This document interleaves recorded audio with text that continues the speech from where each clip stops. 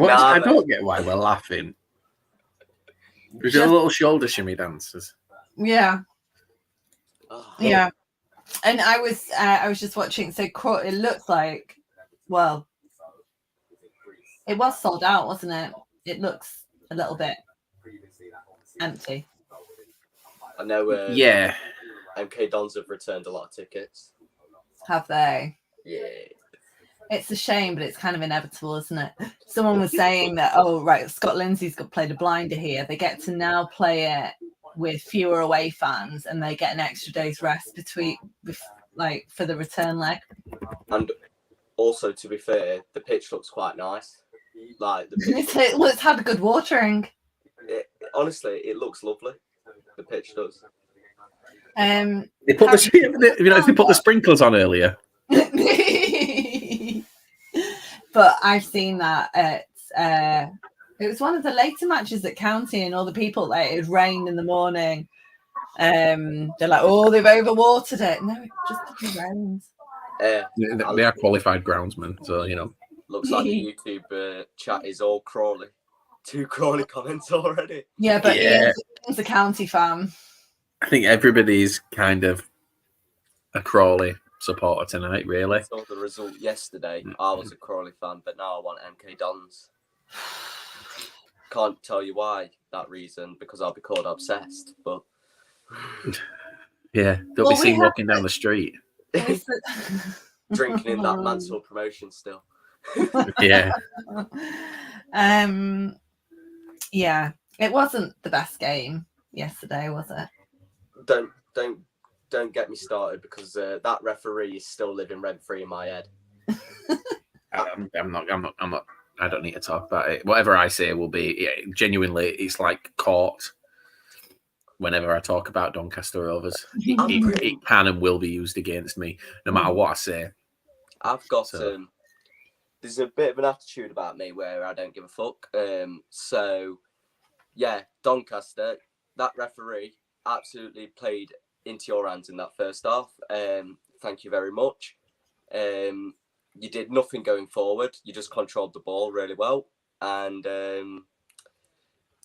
you scored from 2 mistakes. Congrats, you're into Wembley.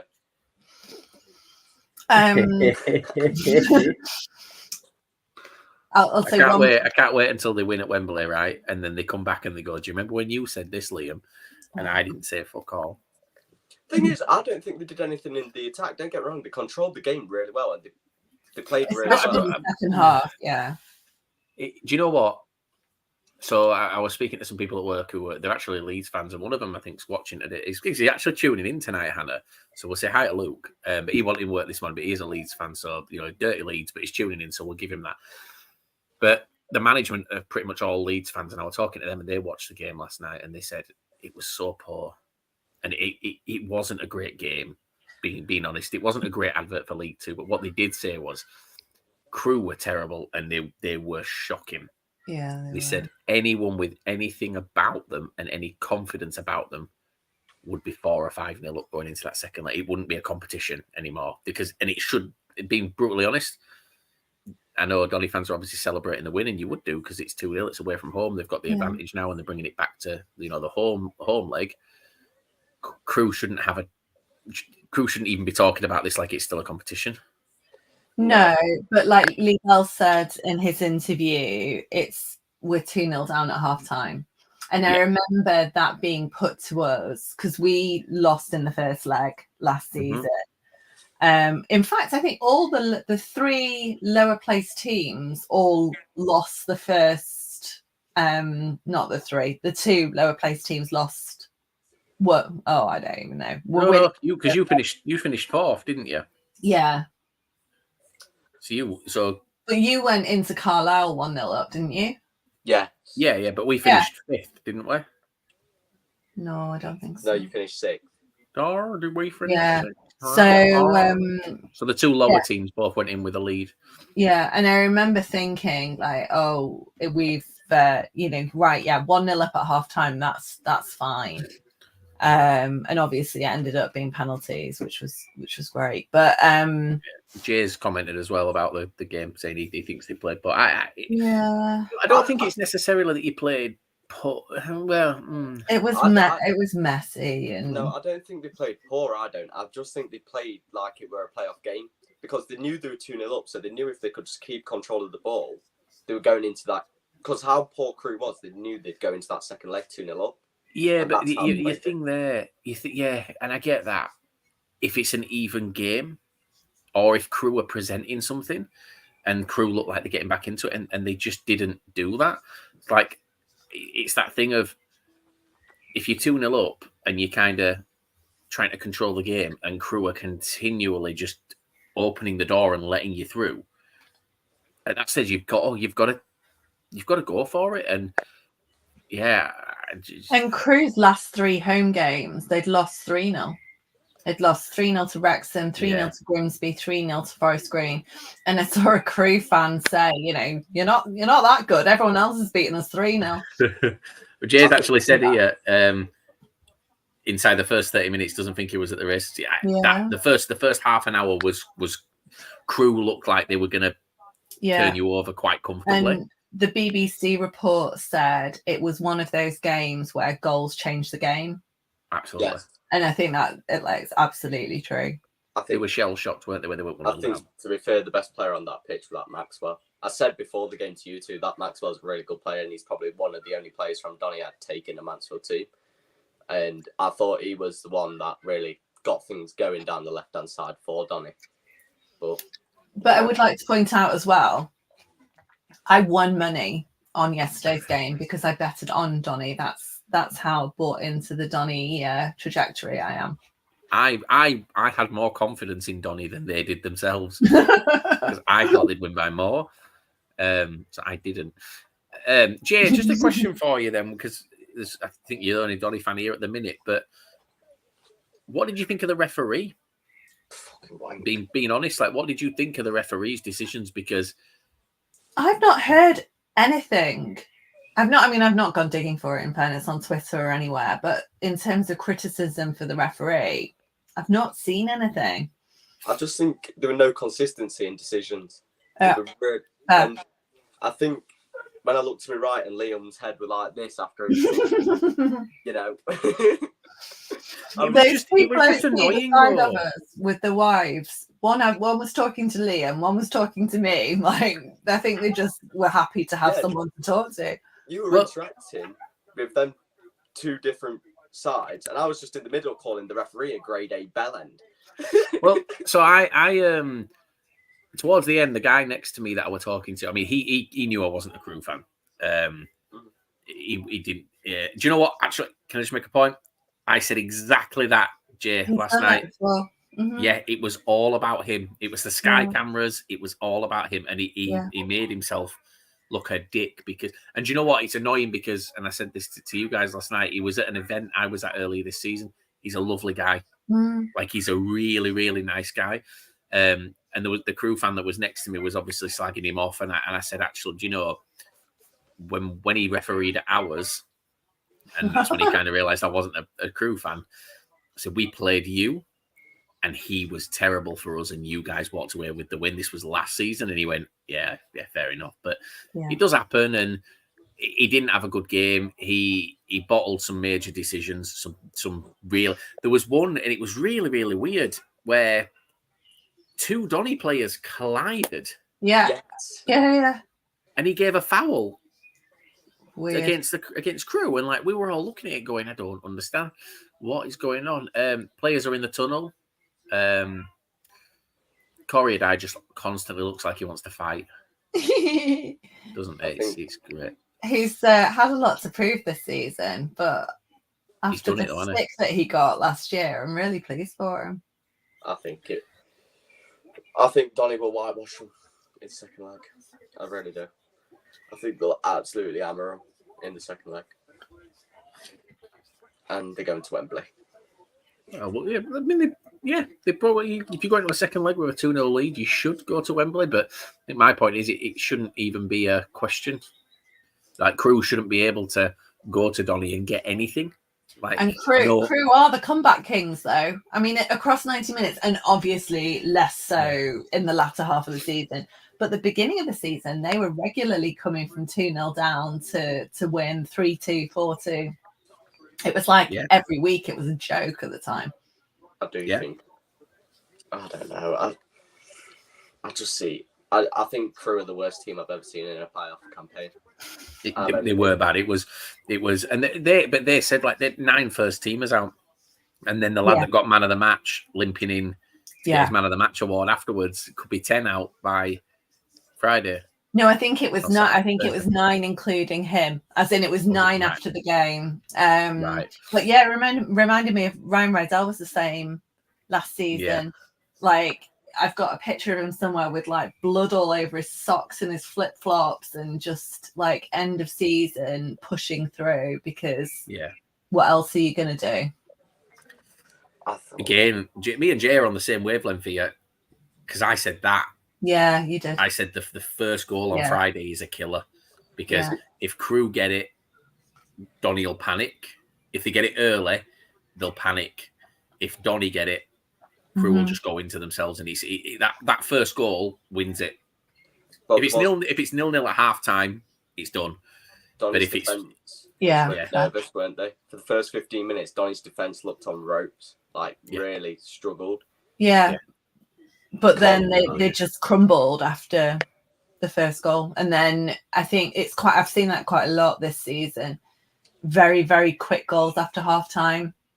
I don't know whether it's like a blitz mentality or changing tactics, or just they've not settled in yet, but it was 4 minutes after half time. But I would say credit where credit's due. After them first 15 minutes, I thought the defence were really strong. They had a few iffies. They don't get around. They did have a few iffies, but he did look good. Well, are we allowed to talk about that, Hannah? Can I talk about it? I'll text Ian. I've not mentioned it to anyone. Wait, is this something I know from yesterday? Yeah. Yeah. Oh yeah. Yeah. Well done, Harry. Yeah, but that could mean anything because we were with each other all day. That's true. Yeah. Yeah. Yeah. He's. I'm still quite sad about it. Non-football related, guys. It's a watch along, and that means that I need to order a takeaway. So, Liv wants a chicken burger. What do I get? Is it where does the chicken burger come from? It's chicken breast, so it's around this part of the chicken. Did you know that hens and chickens are the same thing? Yeah. I didn't until embarrassingly not very long ago. I thought that they were different breeds of bird. Oh, okay. Yeah. I'm sometimes for a very intelligent person with a few degrees, I can be really, really, really thick. Yeah, but have you got a degree in chickenology? No, but my uncle does show hens. Like, he's got prize-winning hens. The bantams, actually. What prizes are they winning? Prize-winning bantams, yes. Look at Jack Payne there. He's such a sexy bastard, isn't he? Let's be honest. He is I'm going to put this out there and say Jack Payne is the best-looking player in League Two. No, I've got a soft spot for Andy Cook at the moment. Don't tell him. Is that after yesterday? Is that after yesterday? After I showed you the message in the video? Yeah. It is pretty good, to be fair. Jay, it would make sense for Madden to go to Fleetwood, but apparently not. No, apparently not. I said to you that, didn't I, Hannah? I said, Fleetwood don't appear to have much money. Yes. Oh, Stephen Werns. I like this Stephen Werns, who came from Gateshead for NK. So you're ahead of me somehow, Harry, and I'm watching live. Well, I'm on 0123, 24. I'm on 0123. Yeah, I'm on the same as Hannah. You're behind? Yeah. But you just spoke about the shot that I saw 5 seconds after. What are you on? Oh, no, I was just talking about because he did well to press the ball, and then he wasn't throwing from it. That's what. Oh no! Oh, I thought you were talking about his shot. No, I'll bat see that. Actually, I'm just gonna watch Bolton Barnsley if I'm behind. That's a good idea, actually. Right, so go on, chicken burger. Okay, so what else does the chicken burger place do?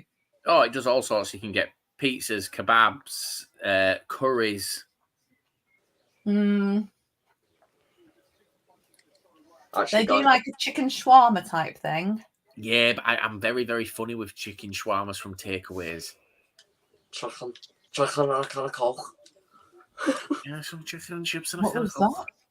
that? Scouse, innit? That's how you say it. That's how you do a Scouse accent. You just go chicken and chips and a can of Coke.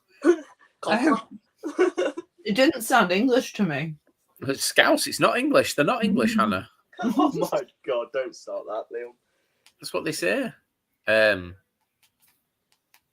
Right, so do I go for a tikka masala? Oh. He lives it makes me nervous in terms of how far outside the goal he gets. He just sits there. He's got to score there, hasn't he? He's rounded the keeper. He's gone far too far. No. Oh, look, they've got an instant replay sponsor. That's almost as good as a corner sponsor. So here's the thing. Right. I thought it was a rule, or it used to be a rule at least. They weren't allowed to show instant replays in the ground. We definitely have goals at County. We don't have anything else, but we have goals.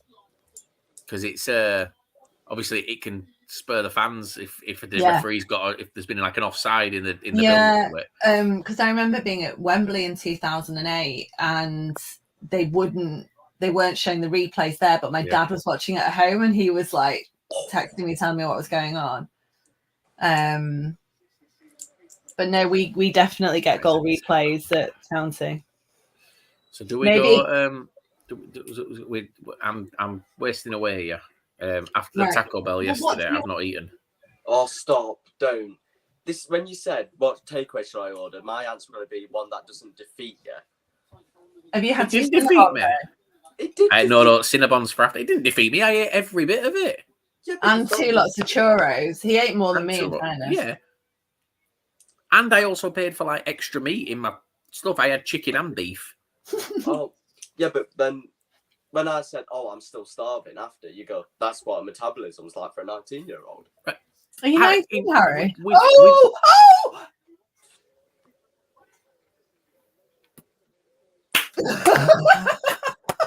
One nil Crawley. Get it, Crawley. I've just got flash score on because I can't watch the Bolton game till 8 o'clock because it's not until 8. Oh, that makes sense. It is 1-0 to Crawley. Wow. Who scored it? A little man. Kelly. That's who they signed from Rochdale. That's who they signed from Rochdale. And Rochdale fans were laughing at them, saying that he was terrible. 1-0 to Crawley, guys. Do you know what? It's a great goal considering like the little pass back and forth is. Oh, it's took a deflection as well. It's took a little flick off the back heel of the defender. I'll tell you something. Do you know how I had that Doncaster bet at 18 to 1 to win the playoffs? It went up massively, the cash out yesterday. Did it? Quid. It's what? It's gone to 75 quid, the cash out for Donny to win the playoffs. I thought that was unbelievable. What a finish, by the way. Just seen the goal. Nice. It's a great finish.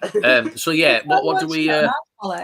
do I go for a curry or do I go for something else? What kind of curry do you have? Chicken tikka? Is that what you just said? Tikka masala, yeah. I don't like Indian. I know you don't. You're weird, you. Yeah. Oh, and I have volcano burrito with that without the lava sauce. Without the volcano. Harry has a dormant volcano burrito. I got quesadilla all down my top on the way home, which was really classy. And I needed to get some painkillers, and I couldn't stop because I didn't want to go into anywhere with quesadilla all over me. So I need to tell you an observation, Hannah. I don't know if you knew this, but we were neck and neck pretty much all the way home. Oh no! Yeah. So something that I really did notice was that Hannah has a complete disregard for the rules. Fuck off. I was driving along and I'm like, fuck's she going?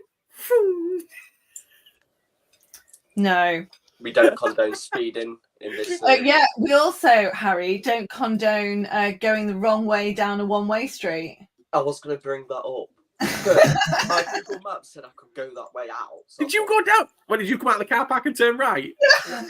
And then Hannah, I could just see Hannah laughing at me as she's exiting, just because I'm having to spin it back round. My other observation, Hannah, is that you sit very low in your car. So there's a reason for that. I can't actually.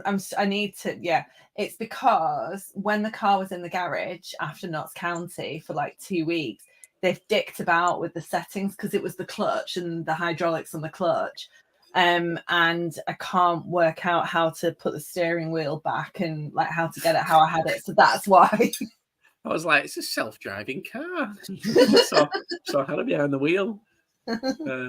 Yeah, we were neck and neck until you came off. I was I'm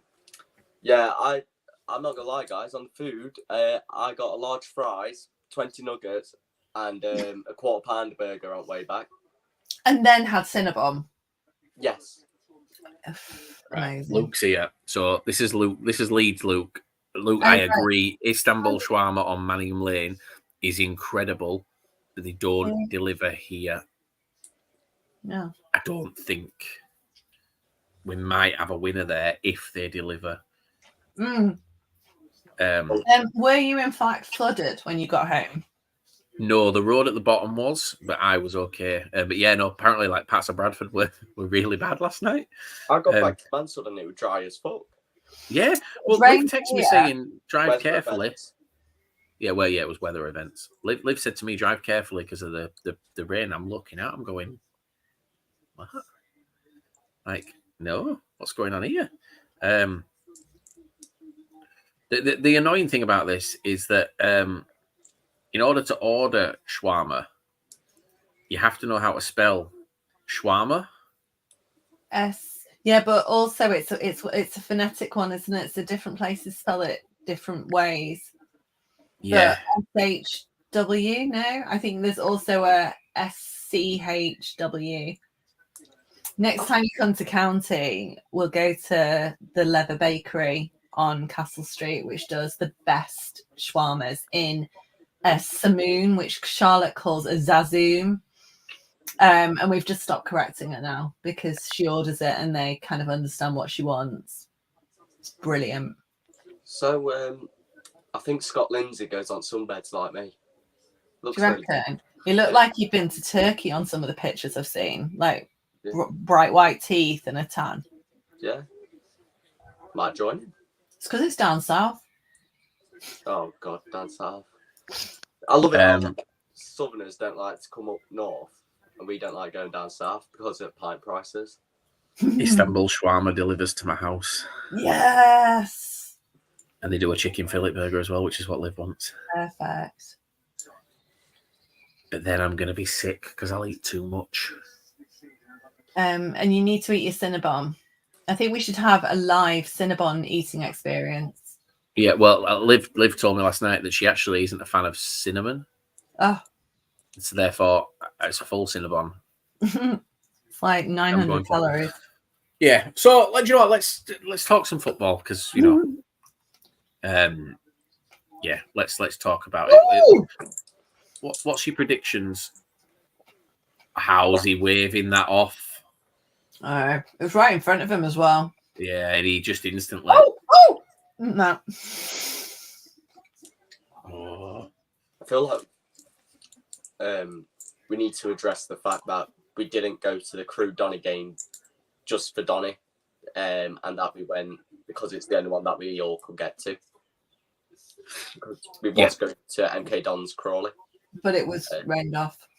Yeah.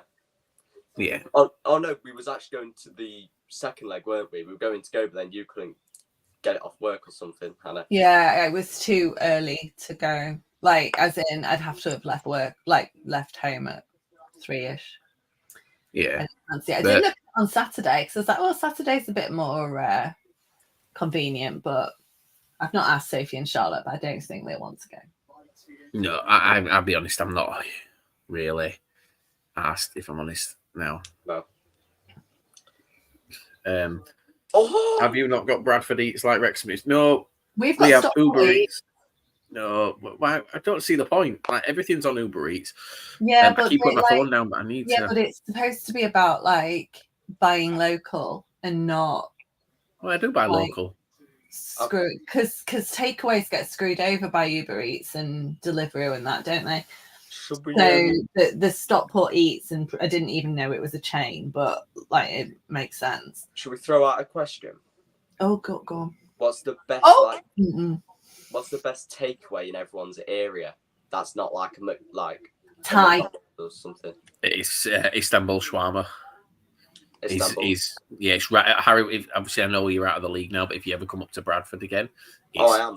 It's a few minute walk round. It's next to the Bradford Arms, and it is unreal. It's so good. Right, I'm going for a curry. I've done it now. Are you getting poppadoms and naan? Poppadoms and chapatis. Mm-hmm. Not a naan fan. What's your favourite chutney? Mango. None. Disgusting. I like the red one, but I don't know what it's called. The red one, the oniony one. No, the one that's like a bit tomatoey, a bit creamy, a bit spicy. It's a chili one, isn't it? Yeah, I think it is chili. Creamy chili. Oh, every time I forget that Crawley is sponsored by that Lego brick company. Which, by the way, if anybody doesn't know what that is, you can hire Lego. You pay a monthly subscription. You tell them what set you want. They send it through the post. You build it. When you've finished, you box it up. You send it back. You get another one. It's genius. Grant does it. Bradford. I'm going to search for Bradford Eats and see if it is a thing. I don't believe it is. No, Bradford Eats isn't a thing. Which doesn't bother me, if I'm honest. It's, it works as it is. So it's still 1-0 to Crawley. MK Dons have the ball. The Royal Tandoori Hurst Cross is banging. That's from Stockport. The Royal Tandoori Hurst Cross. Where is Hurst Cross? I'm interested to know what the Wrexham one is. Leon, what's the Wrexham best takeaway? That's the one I'm interested in. Here we go. It'll probably just be some pizza shop. It's somewhat in Los Angeles. I was going to say they'll be like you need the takeaway equivalent of the Wrexham beer guide that's written by an American. I was going to say there'll be a guide on Amazon in a few weeks. To be fair though, that does actually include takeaways and things.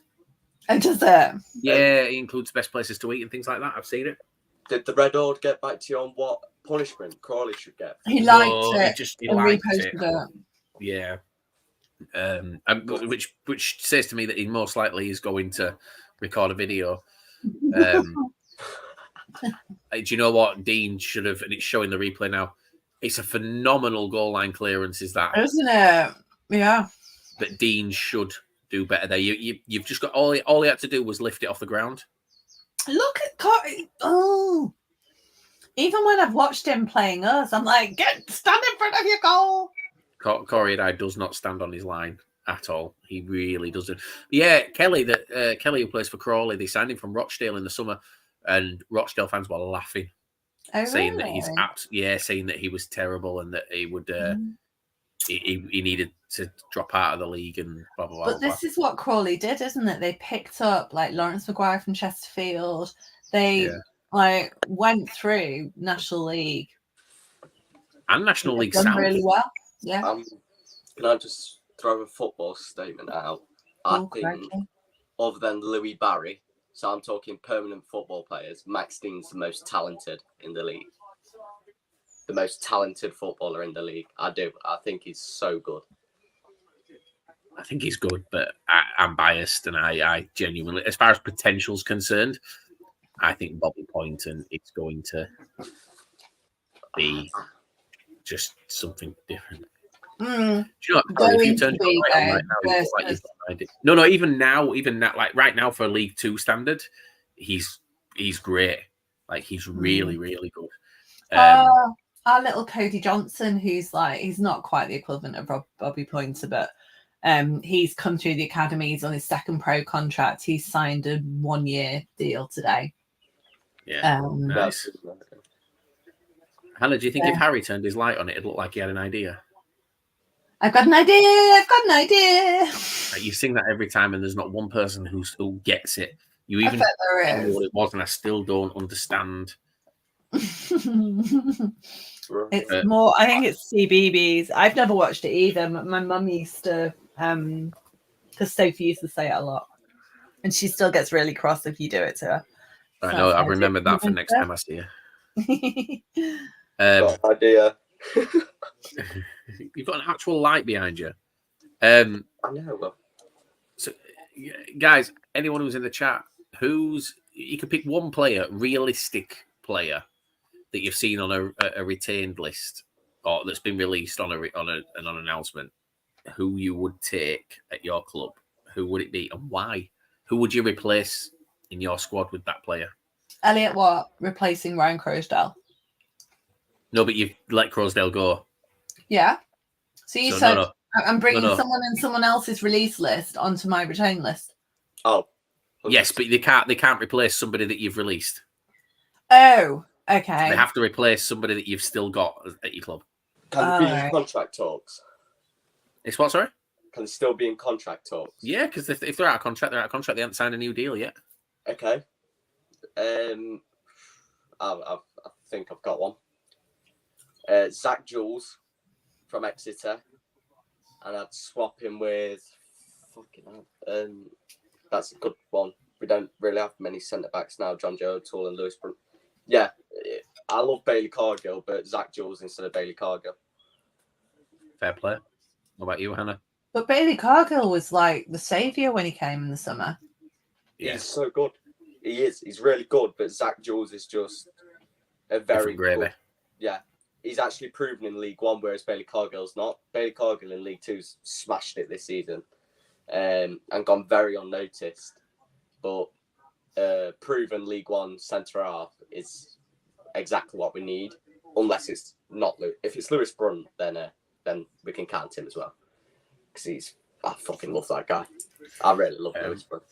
You can't have Dan Kemp for Chapman. Chapman's been released, and you can't have for Matthew Craig because Matthew Craig is obviously loaned. He's going to go back, so he's not yours to replace it. It has to be somebody that's contracted to your club that you would see released in replace for this person. I don't know. Biggins for our whole midfield. Yeah, I'd go. With. And he's not injured either. Not Scott Lindsay. Grant McCann said in his post-game stuff that both Biggins and Craig, who went off injured, they're both going to be fine for this. I thought he was good yesterday, Biggins, to be fair. He went down injured after celebrating. I think that's just such a great thing. I'd go with Paddy Madden, and I would have him replace Verdane Oliver. But fucking Jesus, Verdane Oliver. Can't believe he's still playing. You know, we loaned him out to League One. Went to Stevenage. He was really good when he was here, but about 10 years ago. Yeah, it's just not clicked for him at Bradford. We're not a club that can play for Verdane Oliver when you've got an Andy Cook. He's a Steve Evans player. That's why he literally suits Steve Evans football. Every time Steve Evans has been there, Verdane Oliver's done well, and there's no other explanation. Can you imagine Paddy Madden at Wrexham?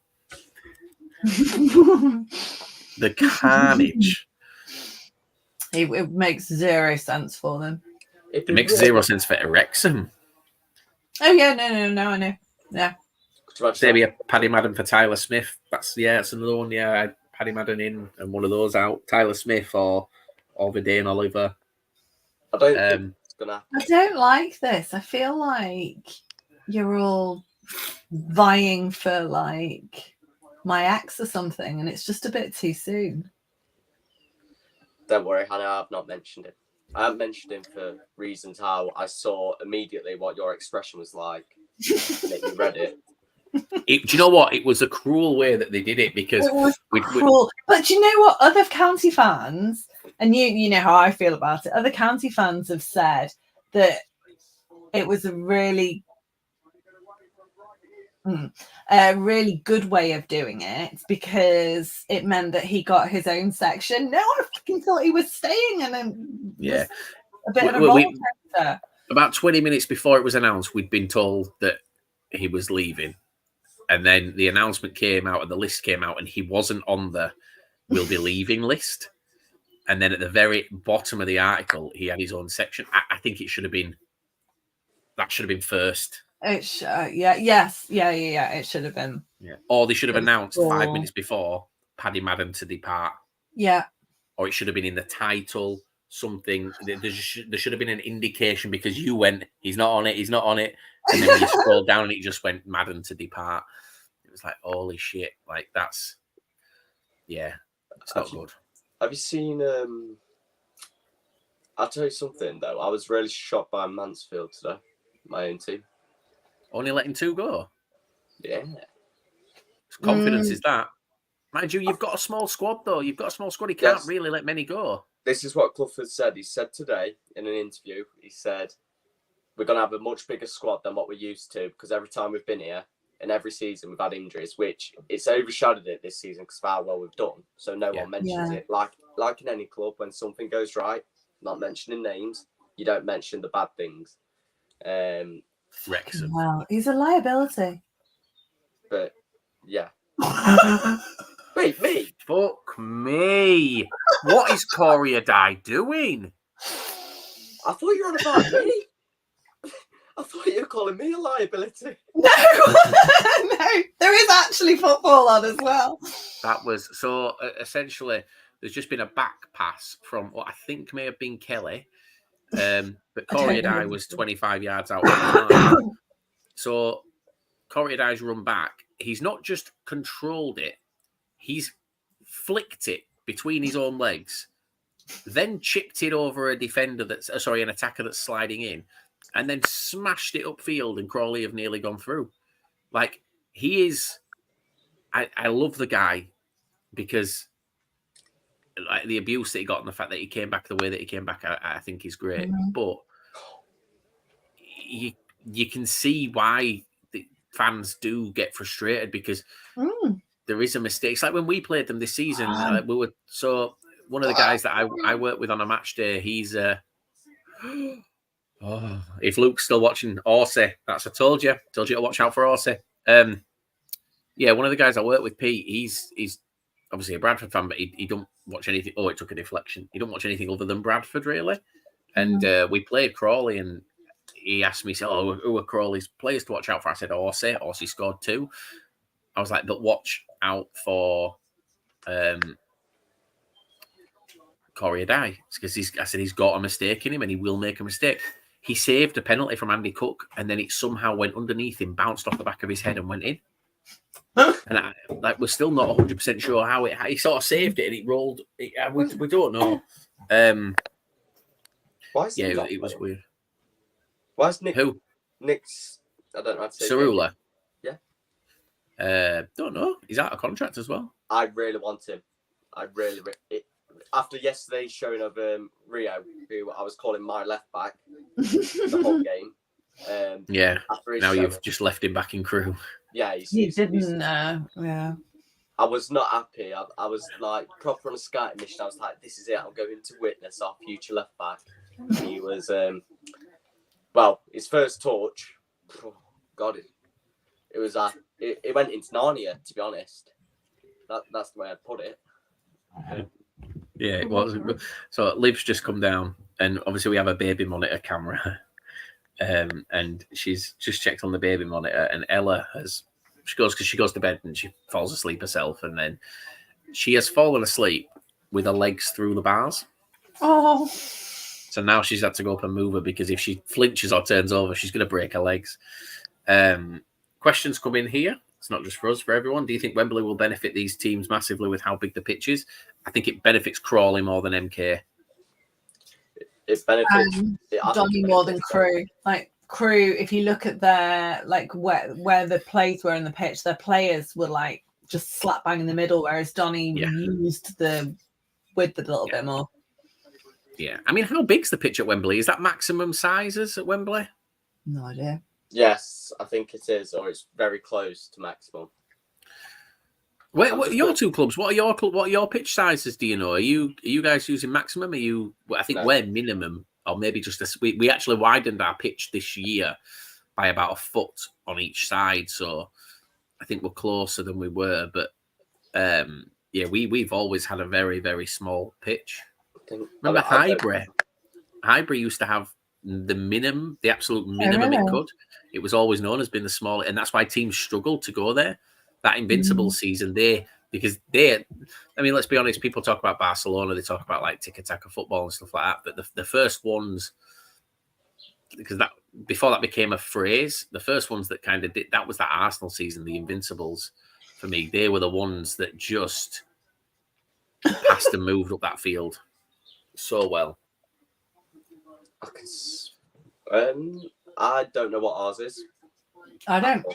I don't think it's a big pitch. Put it that way. I think Stadium MK is like massive compared. Yeah, but you can go miles to one side because you've got no stand to stop. I know, eh? Teams like Mansfield with 3 stands in League One. And teams like Mansfield. Teams like Mansfield, mate. You know, Wait, to get 900 next season. You know what's funny? I was saying to Liam as we were walking. Where was we walking? We were walking into somewhere. We just first met, and I've gone from arguing with Harrogate fans to bloody Huddersfield. Yeah. Honestly, I've had so many DMs from Huddersfield fans saying, "Why do you think Mansfield's such a big club and all this?" I've just gone, because you're making us sound like we're like nothing. Yeah. I'm not gonna lie. Huddersfield fans are forgetting where they came from as well. Yeah, and after what I saw, don't get me wrong, we've got a whole summer ahead of us, and this new manager's going to get his own players in. But after what I saw on Saturday, they was very shit. Very shit. Huddersfield are 20 years. Unfortunately. Huddersfield's trajectory is 20 years behind Bradford's. Yeah. It's the blueprint of it is almost identical, from going up from League One to the Championship, from Championship into the Premier League, from the Premier League down, and then from relegation from the Championship. It's the same.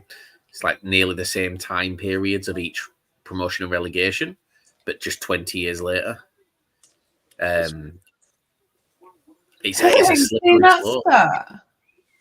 Alexander versus Williamson. So it was. That was only at MK, wasn't it? Yeah, it was only at MK. But when did Alexander go? He only went 8. He only had 8 games. Oh yeah, because he won Manager of the Month in August, didn't he? And then lost in September. Yeah, I think back end of September, early October he went. So it's not really. Look, when you were saying about bringing your snacks, look, I've got like a little caddy with stuff in it, and I've got caramel cold brew M&Ms, which sound disgusting and revolting, but they're amazing. Red card. They sound horrid. No, I should have brought them yesterday because I keep like inflicting them on people so that they can. Yeah, I think that's my last bag though. So what does everyone think of Lawrence Maguire, by the way? Chesterfield player, so stuff him, idiot. No, take that out of it, because I think he is genuinely, and it's silly to say, he's the Harry Maguire of League Two. He can do really, really well, but again, no one really seems to think much of him. I think he's maybe underestimated is the wrong word. Underappreciated. Like similar to Harry Maguire. You actually watch him playing, he does a job. But I remember there was all that fanfare when he came, and then nothing. And then when he played against us, I was like, no, actually. And then the away fixture at the end of the season, I'm still kind of shell shocked by it. So I can't tell you whether he even played in that one, quite honestly. So for all of you guys staying in League Two, I'm watching a League One game because that's where I'm going next season. Just letting you know. Why are you watching one of the teams that you know you might not even be playing? Because that's the fixture I went to last season. I went to Bolton Barnsley at home. Bolton's very exciting. Anyway, I thought it was Peterborough, Oxford. What? Right, no, it's Bolton Burnley. When do Peterborough? That must be tomorrow. Yeah, it is tomorrow. I thought, to be honest, the Oxford Peterborough game were a game of just chess. It was like a game of chess. Because one team would pull in one thing, like they both wanted to play the same game, just playing passing football, and it was like a game of chess. You do one thing, I'll do another thing to go back at you. Except score goals. Yeah, it was very boring. Yeah, it gave me confidence though for next season. What was Did Barnsley win the first leg? I can't remember. 3-1 to Bolton, wasn't it? Oh, was it? And Barnsley was very bad. Oh. Very bad. Bolton, though, they were good in the second half. First half, not so much. But no, I think Bolton, it's going to be Bolton or Posh for me. I still don't, I see Posh coming back into it in second leg. I think it'll be between Bolton and Posh in the final. I'd rather Posh. You'd think so. Yeah, I think. Do you know what though? You look at Oxford's season. Remember when we did the pre-season stuff with Gaz? Yeah. The League One preview. He picked out Oxford. He did. Yeah. And they were looked at to struggle, and he said Oxford. He picked out signings. He gave full because it was Ruben Rodriguez had just gone, hadn't he? And no one could really understand why. Yeah. Yeah. No, it's just because Peterborough's a arsehole of an away day compared to Bolton. Yeah. To me. I tore ligaments in my ankle at Peterborough away. Fell down the terracing. I think personally, I saw Oxford doing it. Leon Manning at the time, because if you talk about pre-season, Leon Manning at the time is a really good manager and did wonders at MK Dons. So I always saw Oxford being up there this season. I didn't think they'd get playoffs, but I thought they'd be there or thereabouts, like just ready to go. Obviously, when he left, I thought Des Buckingham's the perfect replacement, but he started off really dodgy. I think he got 1 win in 10 or 2 wins in 10. Can't remember. But he's got some good form going into this playoffs now. So yeah, we'll see. Yeah. Time will tell. Question here: do you think Bromley will do okay? I'm thinking it says in the EFL, and Leon hasn't just told us that he is the EFL. But yeah, do you think Bromley will? I think Bromley will do okay. I think that they'll be really hard to break down. They'll do. I said last night to someone, I think they'll do a Sutton. First season Sutton, where they were kind of massively underestimated, and people just they turned teams over. I think Sutton finished 8th or 9th, didn't they? They finished 9th. 8th. No, they finished 8th. And if we had lost on last day, they'd have got into playoffs. But I don't think Bromley will do okay. I think they will. I personally think they don't have the resources to compete in the EFL. I think they do. Do you know who they've got in centre mid? Who? Dennis Bergkamp's son. Mm-hmm. Do you know him and his wife have season tickets? Yeah. That they pay for. Tickets. That they pay for themselves. They have season tickets. They sit behind the dugout. Dennis Bergkamp and his wife, and their son is playing for them. But Jay's right. They do, because they've got artificial grass at the moment. And I think it's fully standing, so they're going to have to put some seats in because there are EFL regulations about seats. I think they'll either have their first few games of the season away at request, or they'll play somewhere else a few games. Do you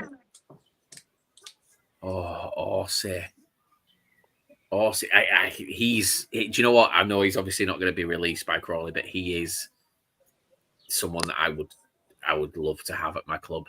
I just think Is he their leading scorer? Yeah, he's just unpredictable.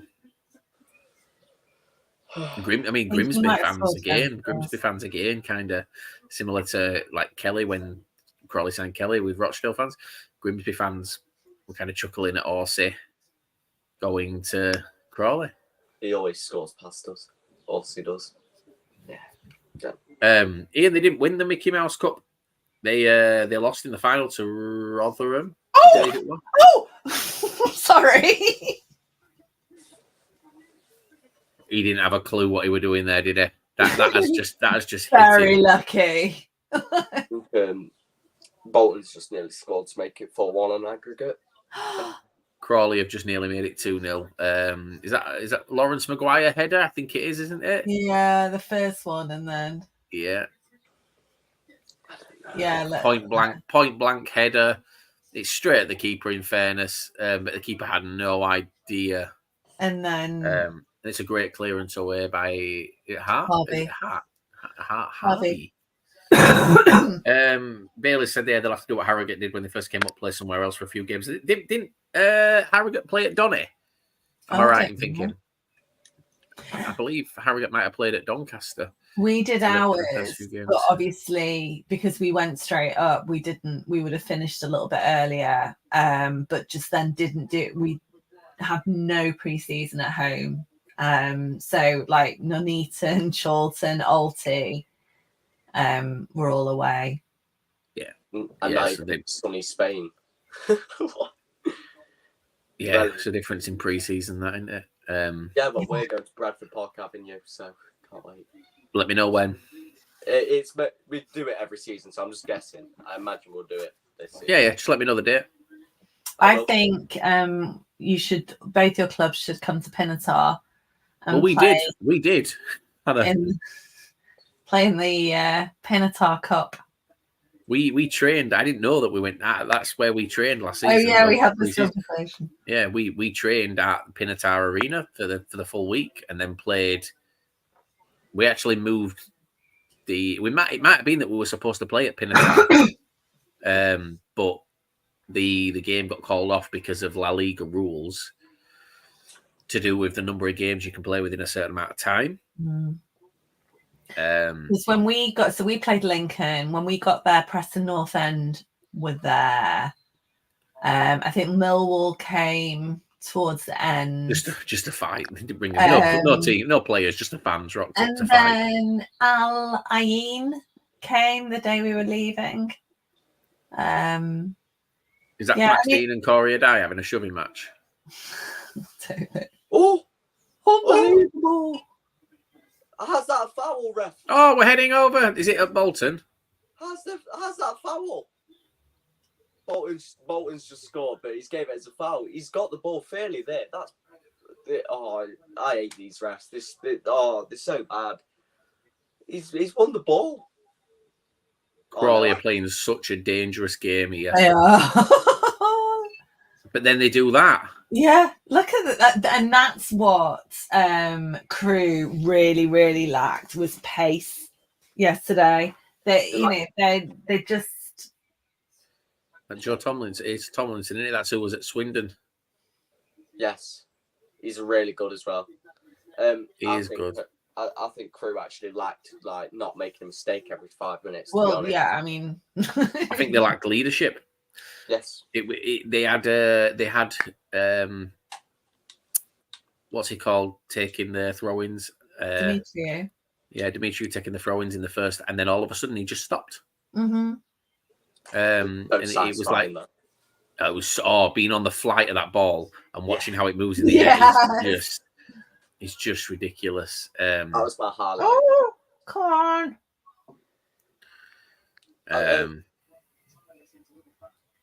I had the privilege of walking through the Bradford training area and saw some motivational messages on the whiteboard. I can't remember who it was, but I saw a Donny fan put Matthew Craig could play championship football, and I just laughed it out of the room. But I genuinely think he could. He was actually really good yesterday. He looked well above anyone else on that pitch. Yeah, but if you look at the safest, well, no, it wasn't safe. Whatever I was looking he should have played it through. Oh, he has played it through. In terms of the ratings, like the Crewe players were all in the late like sixes, like 6.7, 6.8. The Donny players were all in the like mid sevens. There was no one that was, there was no standout. Like, yeah.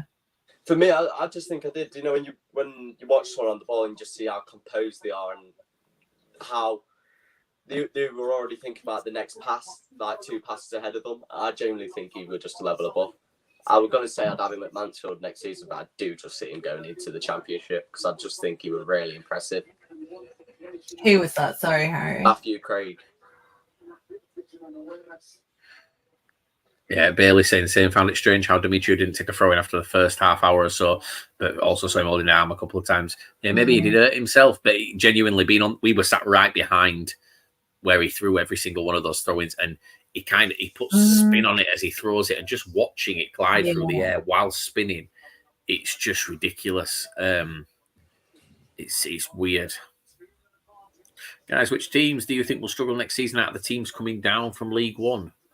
Well, if what we were told yesterday about Fleetwood and the finances is true, and then them. Yeah. I don't think Cheltenham will. They've got a good manager. Don't think Carlisle will. Money. I think Carlisle will mid-table. I then think who's the other one? Port Vale. We've got Darren Moore, experienced gaffer. Yeah. I think he'll be all right. He relegated 2 teams this season. I think that then just leaves Fleetwood, and obviously if they've got no money, then it'll be them.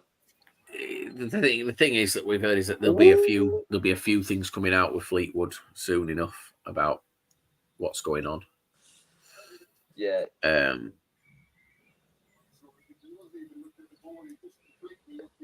Did I order food? Yeah, I ordered food. Yes. I think this could be a penalty. If I ordered food.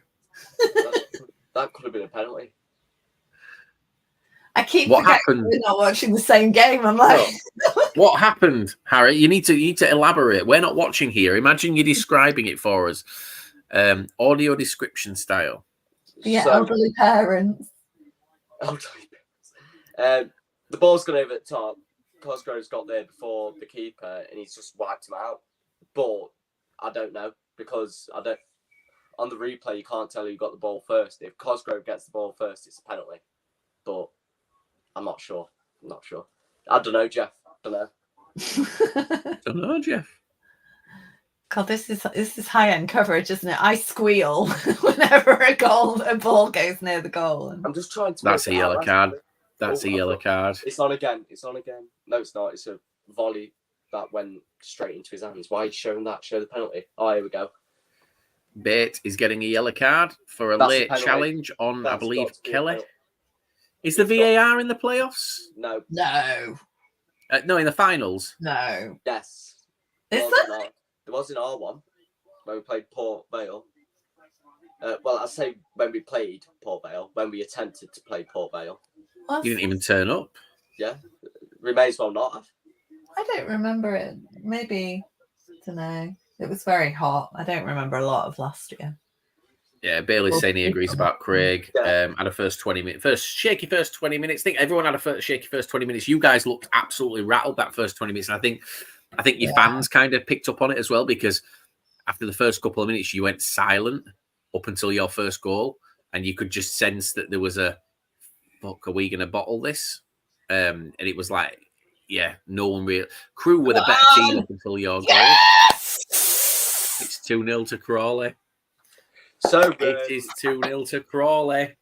I'm going to Wembley. Okay, Sarah. I weren't going if it were MK Dons and Donny. Yeah, but we get invited to Wembley if we go. I'm going to Crawley. I'll be sitting in Crawley end. 2-0 to Crawley. Do you know what? It wasn't until I went to work today, Baylor, that someone else said the same to me. Like, I didn't actually realise how much Ironside did. He was good. Because he didn't score, but very, very good. I rewatched the game today, as I told you to, and I thought his overall movement were impressive. Very impressive. VAR in the final. Wow. Don't remember It's that. 2-0. It's keeper's terribly positioned there, in my opinion. Yeah, Williams did well to get to the end of it, but yeah. So, well, 40 2-0. minutes between the two goals. I said this was going to be an interesting tie, and by the sounds of you two, it sounds a very interesting tie. Well, it's just The thing is, MK Crawley doing Crawley things. I'm going to say MK have threatened. No. MK have had opportunities. They should have scored. Max Dean should have scored. But no, I've got a question for Bailey because I know he's a Donny fan in this chat. Is Matthew Craig... Guess where Bailey didn't go yesterday, Harry, and had the opportunity to? Red card. Yeah, right. Where? Stockport's premier drinking establishment, Basque. Oh yeah, you said you went to Basque. Was he No, lost? he didn't. No, they got their train went through Stockport and they ended up going to Sainsbury's to get more beer. But he sent me a picture of Basque from the outside, and I got a bit like, "Oh, where did you go?" I'm like, okay. To be fair, 2-0. It's half time to Crawley. Half time at Crawley. It's a second switch over to watch Harry's. What is it? Like, it's main event, isn't it? The other one. No, my question is for Bailey: is Matty Craig actually that good every week? Oh, what a save, Gordon Banks! Perfect timing, guys. My food is here, so I'm going to mute my screen up. Good timing. Enjoy half time. I'll see you for the second half. Bye, Leo. Is it actually gone? That Barnsley shirt is truly horrific, isn't it? I remember when it was unveiled at the beginning of the season, and it was a bit like, was it a joke? No. Why does it look like something you'd see in Marvel? If Marvel had a football team. Yeah. No. Do you know what? It looks like the shirt that you would see in the under 11s Stockport League that Charlotte plays in. Oh, dearie me. No. Oh, no, we need to apologise to Crewe for how good their kit game is. Their kits are beautiful.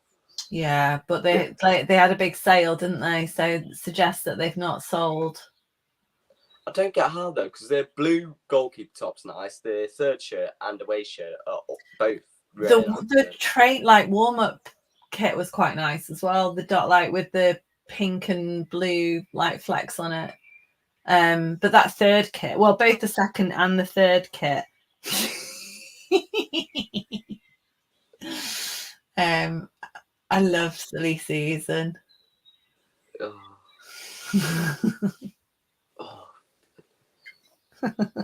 US Mobile.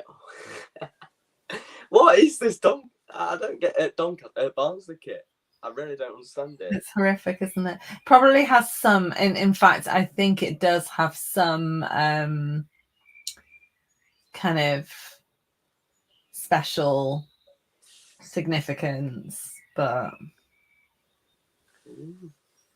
So is this 15 minutes? Yeah. Oh God, so you only play 20 minutes. Yes, they kicked off at 8.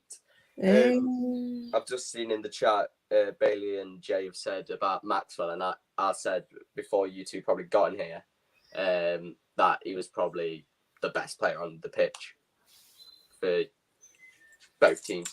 He was really good, and if he didn't sign a contract and you didn't get promoted, I'd have him any day of the week because we need a left back, and Clough's noted that today in his interview. Oh, we're about to sign a striker, Hannah, apparently. We're down the line with it. Apparently, we're down the line with it, he said. Oh, right. And any clues or any... My clue is, coincidentally, guess who announced he were leaving a club today? I don't know. Were they then spotted in Greg's in Mansfield? No, not this time. But Greg's, yes, it's quite... What's the word? Ironic you say Greg's. Oh, really? Got Greg in his name. Oh, still don't know who it is. Remember January when someone was linked to us and it was pretty much a done deal? But Chanseri from Sheffield Wednesday backed out at the last minute saying he wanted 12k. Mr. Lee Gregory. Oh, really? Yes, it was pretty much a done loan deal. Right. But then it was going to be a 50-50 split, a $6,000 each, and then he went, no, 100%, 100%, and you've got to pay $12,000 a week. We're back to half last minute. Is he, because even kind of towards the end of last season, he wasn't playing consistently at Wednesday. Has he been playing this season? No, he's not. But my problem is with that is in League Two, I'd have really took him. Like, it'd been perfect for this run. Yeah. But in League One next season, and I can see it being him because he gets on with Aidan Flint. His best mate's right. It would just make sense, but I wouldn't take him in League One personally. Have you seen this from Ainsley? Hang on. What has he said? About John Marquis off to Mansfield. I'd have put this lightly. It was a good goal, and this is the emphasis, he was a good striker in the lower leagues. But 6 goals in 42 appearances, which you've put on Twitter before, Ainsley, isn't good enough if you want to survive in League One next season. Because I did see, I saw you put that, Ainsley, on someone's post about Johnny Marquis. And I think his best days are gone now. I think he was really good for Donny, but he hasn't hit them sort of heights since, I don't believe. I mean, any Doncaster fan who keeps an eye on him, you can correct me if I'm wrong, but I won't take him. I just looked up, and your lamp that's above your head looks like kind of like a bald man's head, and I thought that your dad had wandered in, and he was like this kind of bouncer-esque bald bloke, like. Yeah. No, my dad's not bald. He's about 5'7", wears glasses and got like your typical dad trim with just spiky hair. No. Yeah, Jay's put. Yeah, Marquis has never hit the ground with running anywhere after us. Yeah, that's exactly what I want him. I mean, I don't know. Clough likes these experienced strikers, you know. And he don't normally sign strikers that are actual goal scorers. I mean, we've got Kilo Dunn, but he's been playing in that like little number 10 slot, so I wouldn't really class him as a striker. But Clough never really has an out-and-out goal scorer. So, and Kilo Dunn's got no phone at the moment, has he? So yes, he has. He's probably dropped that in a pool or something when he was. Bless. Vegas has got to them. Yes, they've all been absolutely hammered. That's why I thought they would save it till after Vegas, the retain list. But when are they back? I don't know. I know it's this week because Clough's having a discussion with Stephen Quincy and what's the crack? Because Stephen Quinn before he went said I will consider it, but all right. I'm going into hiding for about a month. Our lads are in Puerto Banús, but I don't know. I assume that, but I don't know whether they're back or not. Well, I'm going to a thing at the club next week, and on the itinerary it says like player meet and greet or whatever. They'll all be on holiday. I don't know who's going to be left. Ooh. Yeah, that's going to be interesting. Christy Pym hasn't gone. The keeper, he hasn't gone to Vegas. No, he's got a really young family, but I think a few of them have. So I'm not sure. Maybe Christy's a very family man and didn't fancy Vegas. Well, it's not for everyone. Like I've been to Vegas twice, once for work and once for holiday, and it's intense. I think both times was when I was still drinking as well, so it wasn't even like. But I don't, like, as we were discussing yesterday, I don't generally gamble, so I don't know. Maybe I'd be lethal there. I'd be so lethal in. Well, the thing is, like, when you go to the slot machines and what have you as well, like, your drinks are free, effectively. Yes, so, what? I thought that were a penalty. I literally just turned it back to see, like, my pet hate is missing the beginning of the next half because I've been watching something else. Yeah. Jay's put what do you think about Hull sacking the manager, Hannah? He's not done disastrously, has he? He was, in the running for Manager of the Year. I don't know. It feels like to me that they've probably got someone lined up that they think is better. Yeah. And it will be a quick announcement. But I think you've got a feel for him finishing where they did. I personally think, he's got one of the best squads in that league. But if you look at the teams he's been competing with this season, look, Ipswich have been a freak of nature. Like, they came from absolute. Well, they are. As they were last season. Like, by the end of last season, they were just like scoring goals for fun. It was ridiculous. Yeah. And they've been competing with Norwich, been in the Prem recently. Yeah. I mean, they were known as a yo-yo club until last season when they didn't go up. You've then got West Brom, same again, been in the Prem last time, COVID season, I think it was. You then got, who else finished above them? Leeds, Southampton, Leicester. Them three, parachute payments. You look at these teams he's competed with this season, he's not done bad. And to say it's his first full season, I believe. I think he didn't get a full season last season. I don't think so. I don't think he's done a bad job. And I don't get why he has been sacked. People are sat there going, with the squad he's got, he should have been getting playoffs. No, all 7 of them teams have been the best 7 in the league. And that's why they are where they are in the 46 games. Yeah. But I don't know. It's a funny one.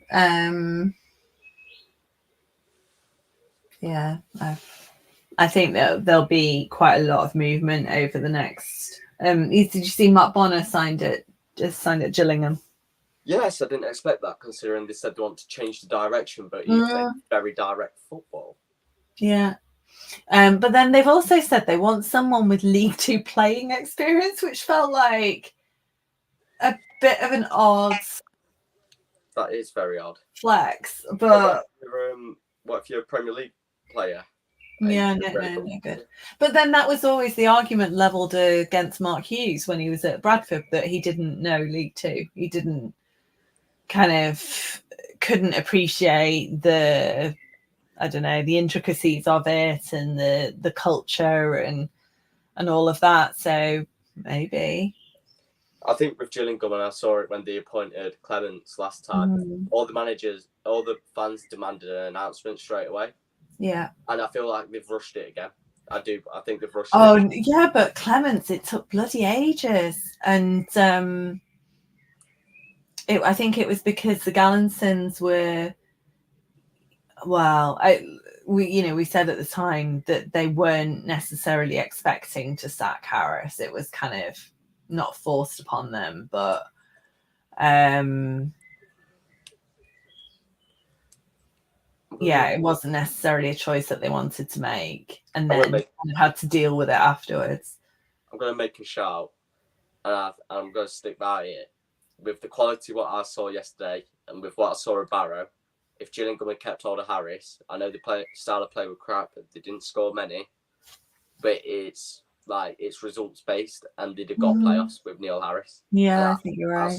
I stand by that. Yeah, although they weren't, winning games convincingly, they were at least getting wins and they were getting points. Well, Gillingham would do that thing where they'd it was like 1-0 wins, and they'd score and then they'd just sit back, and it was really boring and frustrating to watch, but it was effective.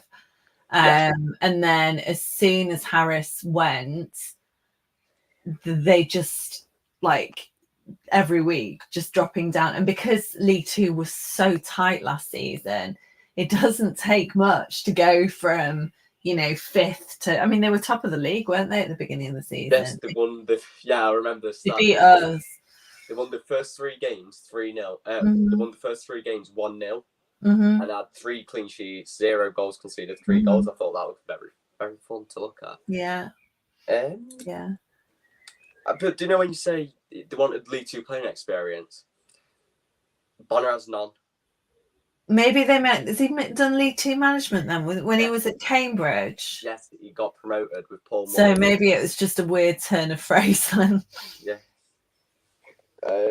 He says he's known someone who's been Vegas 52 times. And he has to pay for his flights because he's been that. Yeah, so when you get in, so all the casinos have like schemes, and you get to the point where you don't pay for your hotel, because they effectively want you to lose your money in their casino. So yeah, your room's comped, your food's comped. Sick. Yeah. I stayed in the area for work, and I had this room that overlooked the strip.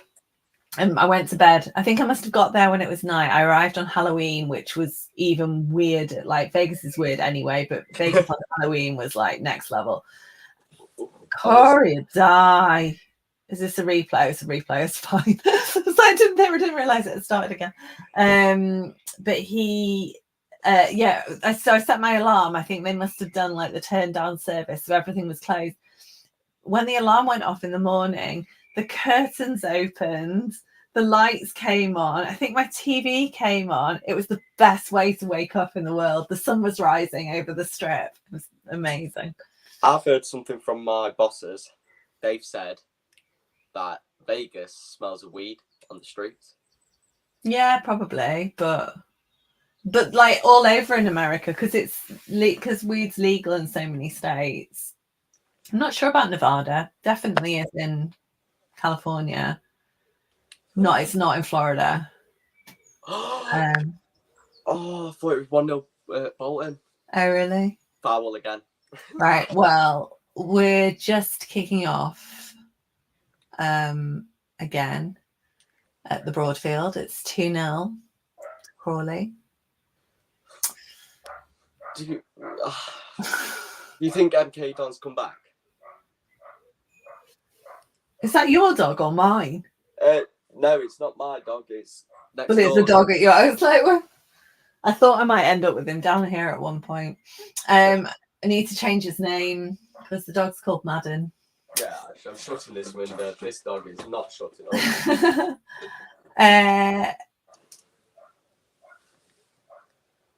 Do you think MK Dons can do it? I personally think they've got the attack to do it. Yeah.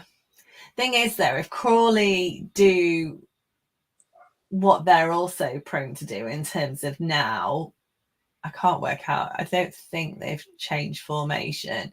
But if they just sit back, then they go in 2-0. I think I know Harry said that he's watching this game thinking that Donny are going up. I don't think Crawley have really had to get out of first gear. I mean, arguably, you could say that Donny didn't either yesterday. Yeah. But I think Crawley have got more in them. Yeah, I think I slandered them too much at the start of this, to be honest, with Donny. I think now looking back on the game, in all fairness to them, I think they just played it how they wanted to because they knew Crewe weren't going to threaten them. They just kept the ball. They knew if they went in to going back home in a 2-0 lead going into, is it Friday, their game? Friday night, yeah. Going into Friday's game, knowing we're 2-0 up, they'll be confident. And I think even at 1-0, they'd have been confident going back at home. And I think maybe even at a draw. And that to me kind of thought, well, now looking back on it, that's why they were just passing the ball about. That's why they were just controlling the game. Yeah. And not really pushing an attack or creating. They didn't really create much unless Crewe made a mistake. But they just controlled the game because they knew if they kept that lead going into Friday, it was done. So they didn't overcommit. They didn't do anything stupid where they conceded goals. But in my eyes, I think Donny's the winners. I think they're going to win the playoffs. I do. I really want Crawley to, only because I know that arguably Donny is a bit of an underdog story as well in terms of that trajectory from 22nd to 6th or wherever they finished. But for Crawley to have watched Crawley last season and to watch that change since Scott Lindsay came in, and then to defy all kind of expectations for their position this season. I think they deserve it. I think they will absolutely struggle if they went up to League One. And Scott, I was reading an interview with Scott Lindsay today when he was saying that when he came in, it took 4 weeks for the players to rock up to training on time. It's 1-0 Barnsley, sorry. Oh, is it? Yeah, carry on and I'll tell you about it. So is that 3-2 aggregate? Yes. Yeah. Yeah, so he had what they described as loose professionals in the squad. So there was lots of kind of housekeeping over the summer. But yeah, even the basics like turning up to training on time, they didn't have when he came in. And I think who's that? There's Scotland, Scott Lindsay. Oh, I'll tell you something. I think a lot of managers are getting the gist of this now, and I didn't see it a few years ago, where it's more the player, what the player's like, as in the attitude of the player, than the ability. That's what's signing them off now. That's what Pete Wild does. Yeah. Can I just ask, because I was reading comments while I was eating. Did you notice this comment? Yes, we talked about it. What did you say? We said that I don't think Crawley are out of first gear, and arguably, maybe Donny weren't either yesterday. But I don't think you can watch this and compare like for like to yesterday. And then I just think Donny are going to win the playoffs. I think if you're basing it off the playoff games so far, Crawley look like the best team. Yeah. I get that. And Crewe didn't turn up yesterday. MK have turned up. It's been a good game. It's been, MK could be level in this. They could have been 2 up. I think Crawley have looked clinical here. And it was something that Donny lacked yesterday. Because, like we said, Harry, I don't know if you were here at the beginning. I said, going into this second leg, based off of how Crewe played yesterday, going into this second leg, Crewe shouldn't even have a chance of getting back into this. You should have been. This isn't just like my opinion. There's the guys who I work with who are the Leeds fans, but they watched the game last night and they were telling me this morning, they were saying like any clinical team, if this Crawley team or even this MK team came up against Crewe last night, it'd have been 4-0 at least.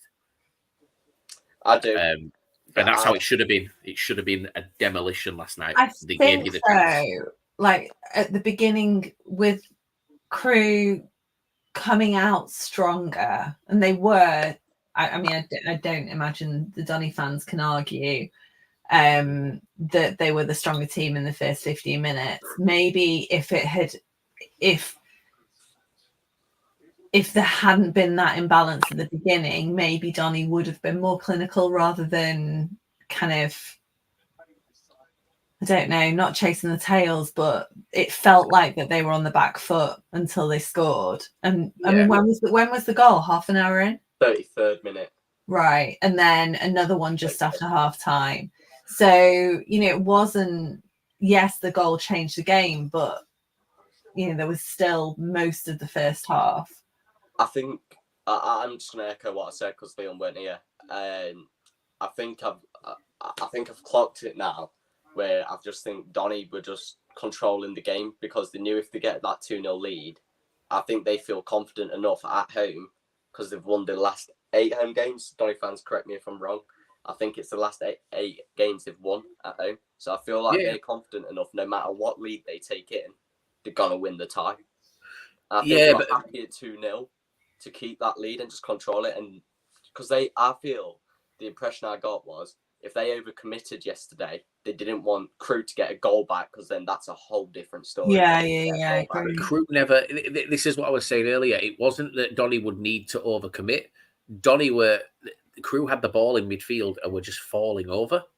Like the opportunities were there. It wasn't that Donny needed to press. Donny were given opportunities to they could have just taken one of the, like, do you know what I mean? All they had to do was just go forward a little bit. When it was weird because I've not looked at the incomplete pass stats as well, but the number of I know that Donny were a lot higher on aerial intercepts. I've not looked at kind of on the ground, but it just felt like they'd get kind of into a bit of rhythm and then give it away.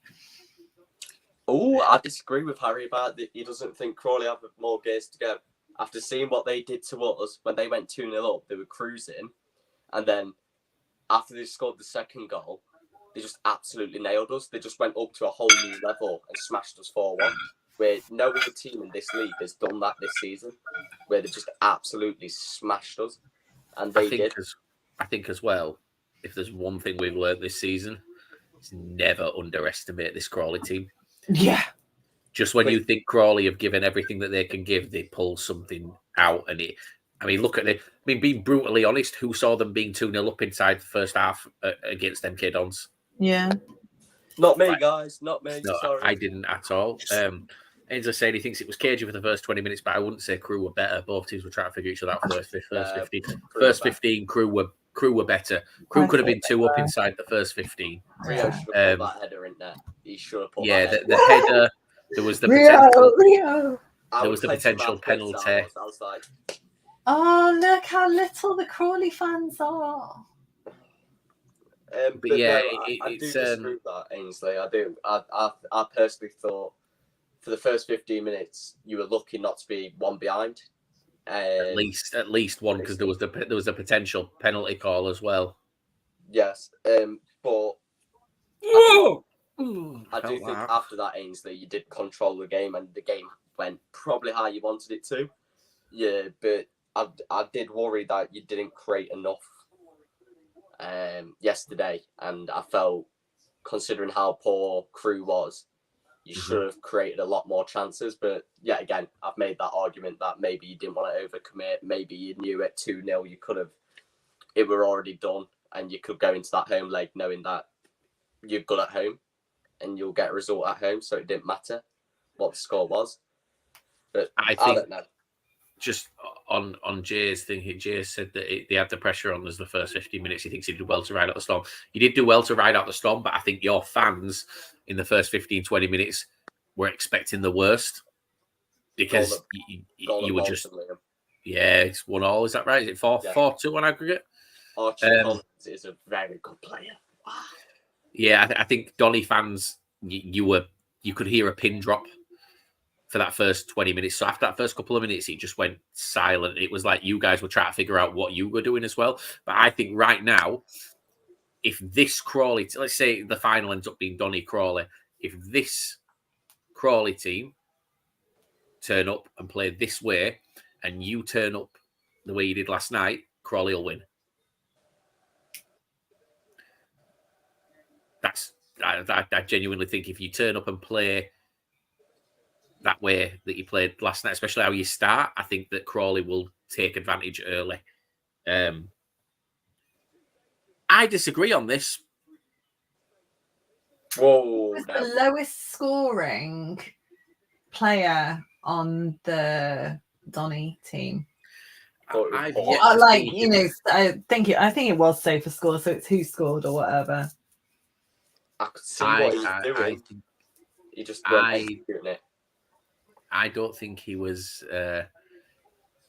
anything great. And I'm not saying that he isn't a good player, but I just don't think he's last night. And I've seen him play a couple of times. I've not seen him do it yet. Ainsley, on this here, whatever happens, we've overachieved this season anyway. Compared to what? When you say you've overachieved, is that... I think it's fair to say they've overachieved versus where they were. Yeah. Their February position. Absolutely. I think to turn that around is incredibly impressive. But what they have achieved is what they said that they were aiming for all along. I mean, for some of them, finishing in the playoffs is an underachievement from pre-season. Yeah. I think, given where you are, you've massively turned it around. But the minimum you guys wanted this season was playoffs, right? That's what we everyone was kind of saying pre-season or thinger. Harry's saying he disagrees. Hacks was poor yesterday. I don't know what it was. I don't know what it was about him yesterday. There was just, he didn't feel like he ever got into it. The bit that if I was a Donny fan, that would piss me off was when that player fell on his arse and he didn't pull it away, but just tried to do more. And then the player... But he took it round the keeper and still kind of just fannied about with it in the first half. Like, if I were a Donny fan, I'd have been punching walls because you should just put that away. But, you know, he has been good for him this season. So it's like Keeler done for us. He has off games. It's 2-1, Bolton, fuck off. Crawley substitution coming up as well. But he's going to have a poor game. But unfortunately, it's not unfortunate because you won, but it's came the game in the playoffs. But you needed to be there for the next 2 games because you don't. I was going to say, better have an off one in that leg than the second or the final. I think you'll both agree with me, though. You could see what he was trying to do. He just couldn't execute it. But also, he will have been, you know, when they're watching the tapes, when they're, you know, they're like, right, this is your man that you've got to watch. That will have been the name that they'll have been talking about. So I don't think it's necessarily the case, but you can often see that, you know, when we played Salford, you'd get like 2 or 3 men on Matt Smith, and it would be he must be neutralised at all costs. He's the kind of risk factor. I don't think you saw that as much, in fairness, with Crewe and Adelaide yesterday, but it might have been a kind of factor. I thought, to be honest, Molineux were the better out of the 2. Mm-hmm. I thought Molineux was great. Molineux was a great player. Molineux was really good. If there's one thing that I wish Doncaster fans would remember from me saying, it would be that Luke Molineux would turn into a great player for them. So Werner Norman are off for MK Dons, replaced with Harrison and Lofthouse. Oh, it's over for Barnsley. It's really over. Is it 2-1? Yeah. It's such a sloppy goal to concede. It's from a corner. He's got above 3 players at the back post, come across the net, he's put into an empty net. Do you know what, though, Stephen Dimmock? I've got, like, beef to settle. If you're at the final, the Wembley playoff final, and you're winning 1-0, I'll send you a text saying, I think you've got this. And then watch the team that you're playing equalise 30 seconds later, go on to extra time and losing in penalties. Just saying. Have you seen Jay's comment on the YouTube? He says, problem teams have with us. Yeah, that I agree. I do. Yeah, but Crewe didn't even do that. That was the issue. That was the thing last night. Crewe didn't even double up on Hacks. They didn't double up on anyone. It was like Crewe's midfield and central defenders were trying to play like a triangle or a square between. They just couldn't make a simple pass. And this is where it's like, I think it's Harry. Harry said here, the only thing we could complain about yesterday is that we should have scored 3 or 4. Like, that's what I mean. Like, when Crewe were making those stupid, simple mistakes, like, you want to be clear, especially in the playoffs, because it is about momentum. You want to, fine. You know, you're going into the second leg, you've got the advantage, and you know that you can win at home. But imagine going into that 4-0 up and just like knowing you could win. Imagine what that would do for the confidence of MK or Crawley if you win your 2 legs 6-0 on aggregate. Mm-hmm. You know, it's a show, isn't it? They'll have been watching last night and they'll have been looking and going, we can beat these. Not saying that that's how you'll play in the final, but they will have been looking at it because we were all saying it. Even the Crewe fans were saying the same. Like, neither team look like it's one of them where it's the final last year, Hannah, when you guys played Carlisle. Oh, it was shocking. We got knocked out by Carlisle, and every single Bradford fan that watched that final was saying the same thing. We'd have beaten these. Either of these, we'd have won. Oh, you're behind me. I'm behind you. That was terrible. Yes, you're right, and I think it's the whole, like, big fixture, big game. The weather, I mean, it was so hot. It was a 1 o'clock kickoff. But it was a horrible, like, no one played well. Yeah. I didn't watch it. I didn't watch the playoffs at all last season. I wish I didn't, quite honestly. I was too much of a bitter idiot because we missed out by 1 goal. So I didn't watch them. I honestly... we lost out because of a terrible Mark Hughes substitution. I watched League One and Championship playoffs. League Two, didn't touch it. Bitter.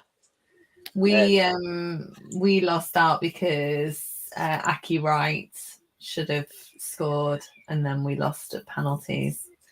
And it was lovely little Ryan Rydell who missed. Can I just go back on the doubling up thing? Yeah. They didn't double up, but I thought they feared Abdelaken more. You could see Crewe, when Abdelaken got the ball, was shitting themselves. Yeah, but they just left him. Like, it was weird. They didn't even try and stop him. Like that walking through.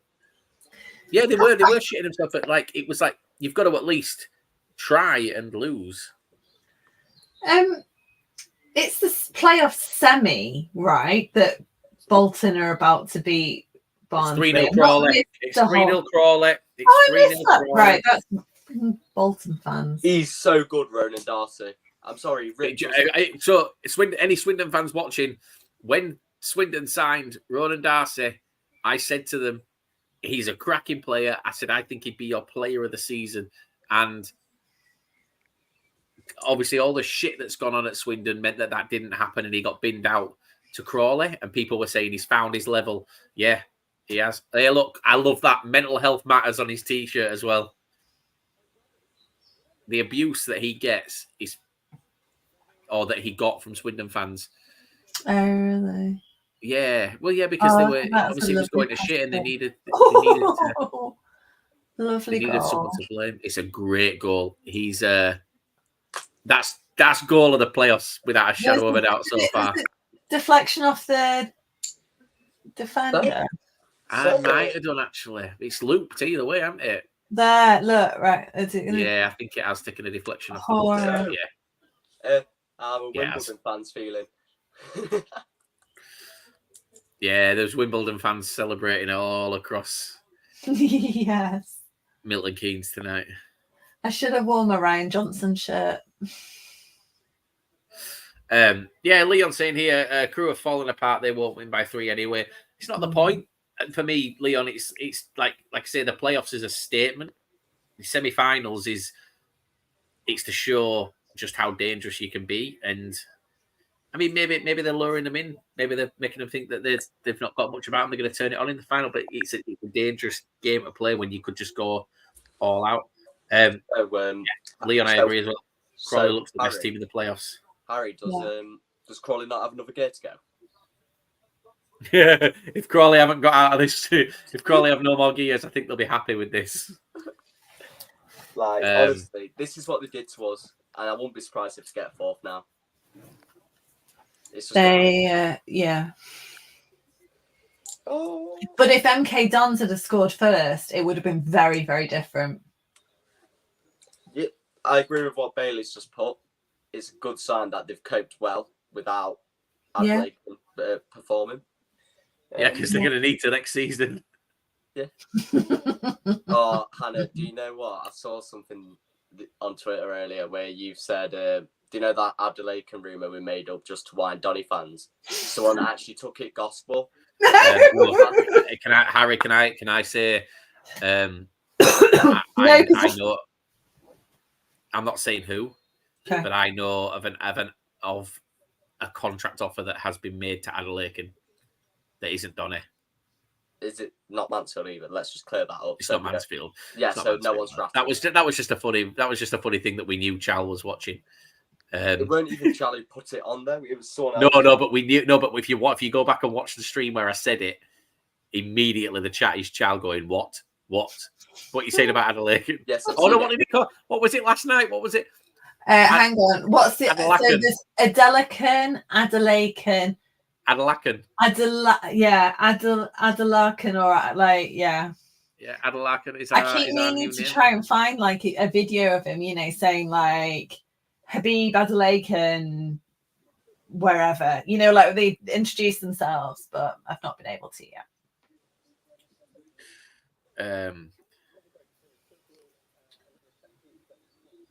A Crewe fan said on the train back though that he was our best player, which was strange. Yeah, I don't think he was the best player. I think that's just going off like a trending name almost. Like, because they'll have read it going, you know, all the program notes and everything will have been like, oh, they've got this striker that scored however many goals. So that's just the name that they remember, I reckon. For me, it was Matthew Craig, and there was no one else on that pitch that were better than him.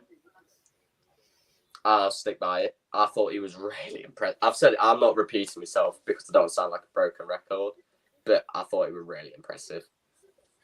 So can I just talk, obviously, because I'm talking a lot of Donny, but I want to just talk Crawley because we have got a few Crawley fans here. Can I ask a question to the Crawley fans now?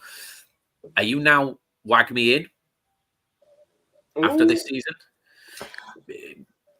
They've cheated. Look, here's the thing. Last season was a shit show. They know it was a shit show. I had countless conversations with them and said, just stop doing the stupid shit. Let the manager manage. And they've this season they've done it. People have actually been pissed off this season that they've not said anything. So they've gone to the complete opposite end of the scale. But you surely, given the pre-season you had and the summer window that you had, you cannot criticize them this season. I wonder though, and if I was a Crawley fan, I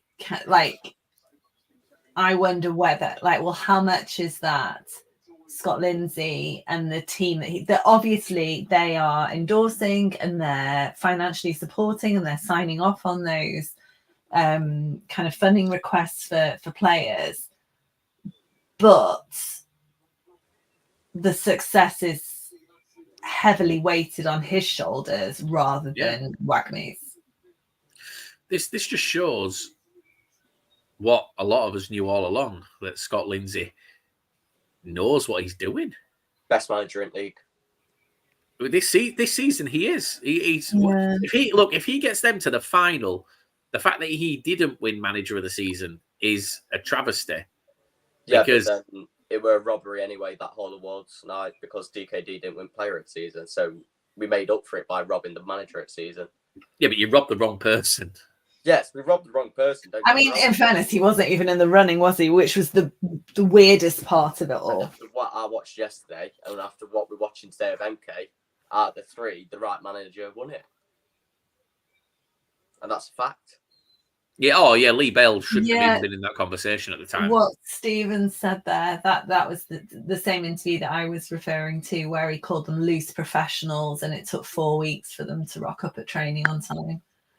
It's not just Crawley that they've got this issue either, is it? I told you about there's another manager that's taken over at a League Two club in the last 12 months who said he described the training session as National League regional. I'm not going to say North or South because that narrows it down. But the one below the National League, he said the training was of that standard, the worst he's ever seen. He said it was so poor. They were coming in, they were doing a little bit passing, moving. That was it. There was nothing special about it. It wasn't even. He said he couldn't constitute naming it training. Jay, I asked a couple of Swindon fans about this on the 606 on Sunday, and what they said was that because there was so much else going on at Swindon at the time when Scott Lindsay went, that it almost didn't matter that he's gone on to be successful somewhere else, because they accept that he would never have been successful in that Swindon setup at that time. Yeah, but I think there's accepting and then there's apologising. Yeah, fair. Because there's one thing, and I don't know if this is public. I'll say it anyway because I know it's something that me and Preston, obviously one of the owners of Crawley, we spoke about Scott when he came in, because I've been a big fan since when he was at Swindon. I said they should have stuck with him. He said when he first came in and he had his first interview, they asked what was going on at Swindon and why the Swindon fans didn't like him, and he sat there and said, "I don't know what I've done wrong," and that's horrible to hear. I don't know what I've done wrong, but saying that Well, at the time they were 4th, 5th, 9th. No, they were 4th or 5th when they wanted him out, though. Yeah. Oh, Sorry. Like they were hounding him out when they were playoffs comfortably, and then they dropped to 9th and they got rid. But he'd already gone. He'd already gone 2-3 weeks earlier in terms of he'd been told he was having. He was told he had to leave. He was told that Crawley were interested and he needed to talk to him and he was going to have to leave. But the thing for me is when you look at Swindon, saying that there was so much going on that he could never be a success at Swindon, that is like having an infection in your foot. Having an infection in your foot, in your left foot, and cutting your right foot off. Just because you're saying, oh, well, we've got an infection, it's going to affect everything. It's the wrong thing. The people that were causing the problems at the club are still sat there now. Yeah.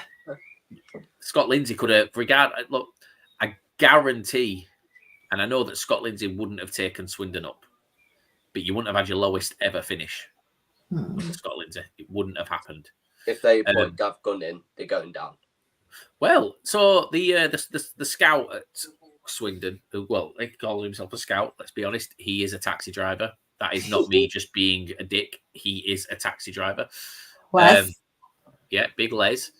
He said that Gav Gunning has been doing this role free of charge. That is right up Clem Street. Well, yeah, do it, and if you don't fuck up too badly, then we'll pay you to do it. Yeah, but he's got a 23% win rate, and he's still in with the show. How he has not been marched out of that? Oh no!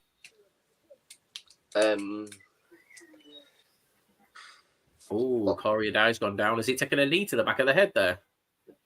No, it was his ear, but I think it's a bit of a dramatic. It's like an arm, isn't it? It's like an arm. I do feel for Swindon.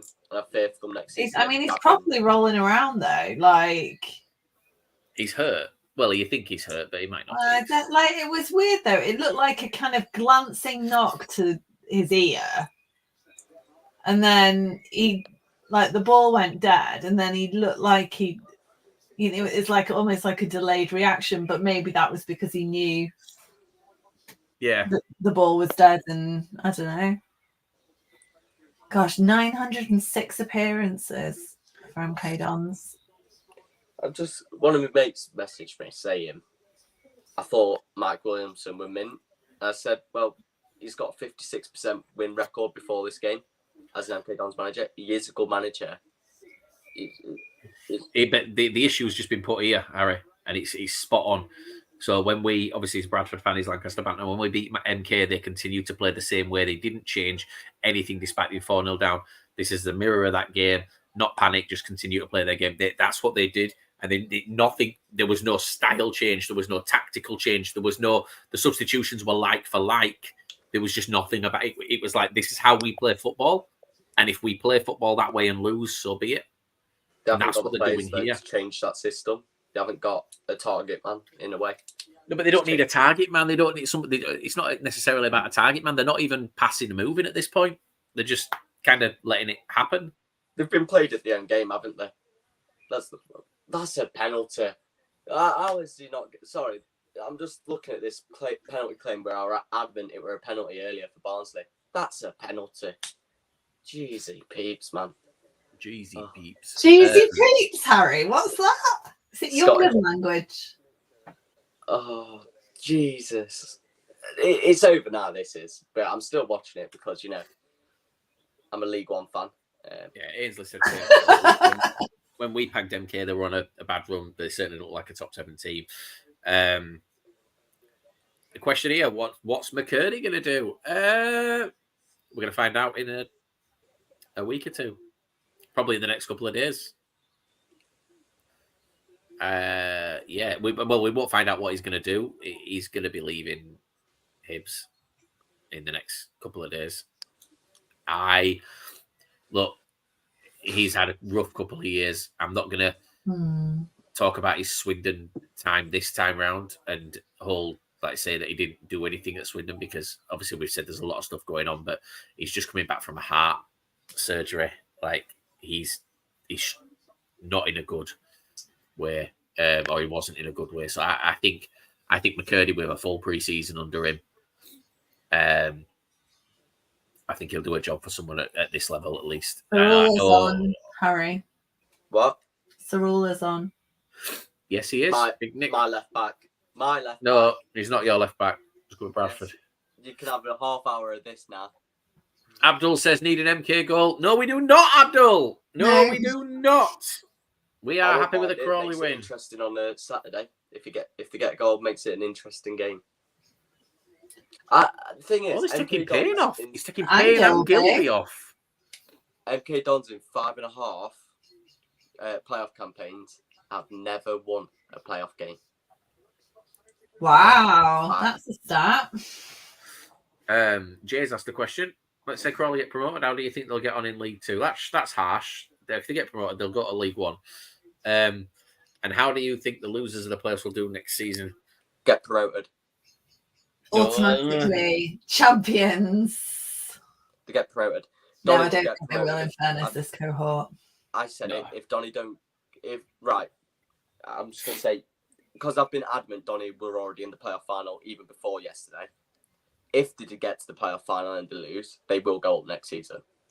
See, you've got because you've got to take into account here the change in Donny's season came with the loan players and Adelaide and things like that. They're going to be as of the final whistle in that playoff final. Donny have the same team that they had that gave them 3/4 of a terrible season. And then, but I do think McCann will replace him. To be honest, I am very critical of Donny, just because I'm a little bit of a petty bell end.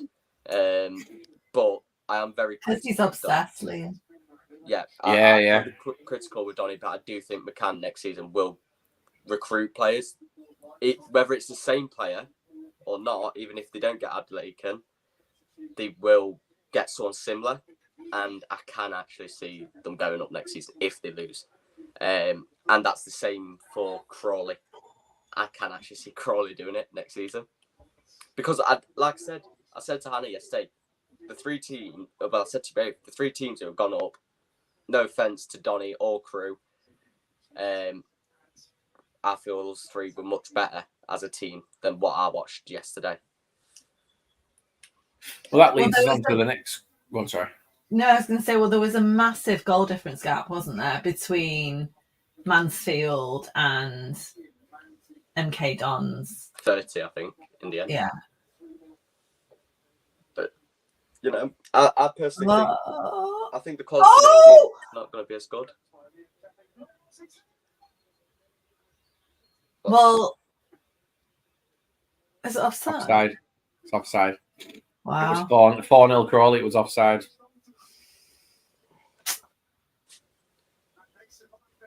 They're absolutely all over them. Yeah, like what Jay's just said. He won't have to bring in 13. He won't have to bring in 13 different players. But that contradicts what they've been saying all season, because they've been saying that there's still so much deadwood in the squad that they have to ship them out, which would mean that they would need to bring in 13 more players. They have got a big squad though, Leo. So they do have to get rid of some deadwood that they're on. Yeah, but they need the number. They need the numbers. They still need the numbers because they can't. If they go through, look, they've had injuries this season, and they've struggled when they've had injuries, so they're going to have to still bring some in. But who's the deadwood?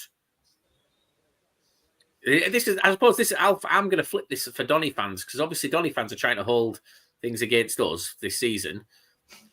How wrong were you guys about players, about Richard Wood, about Olowu, about Luke Molyneux last season?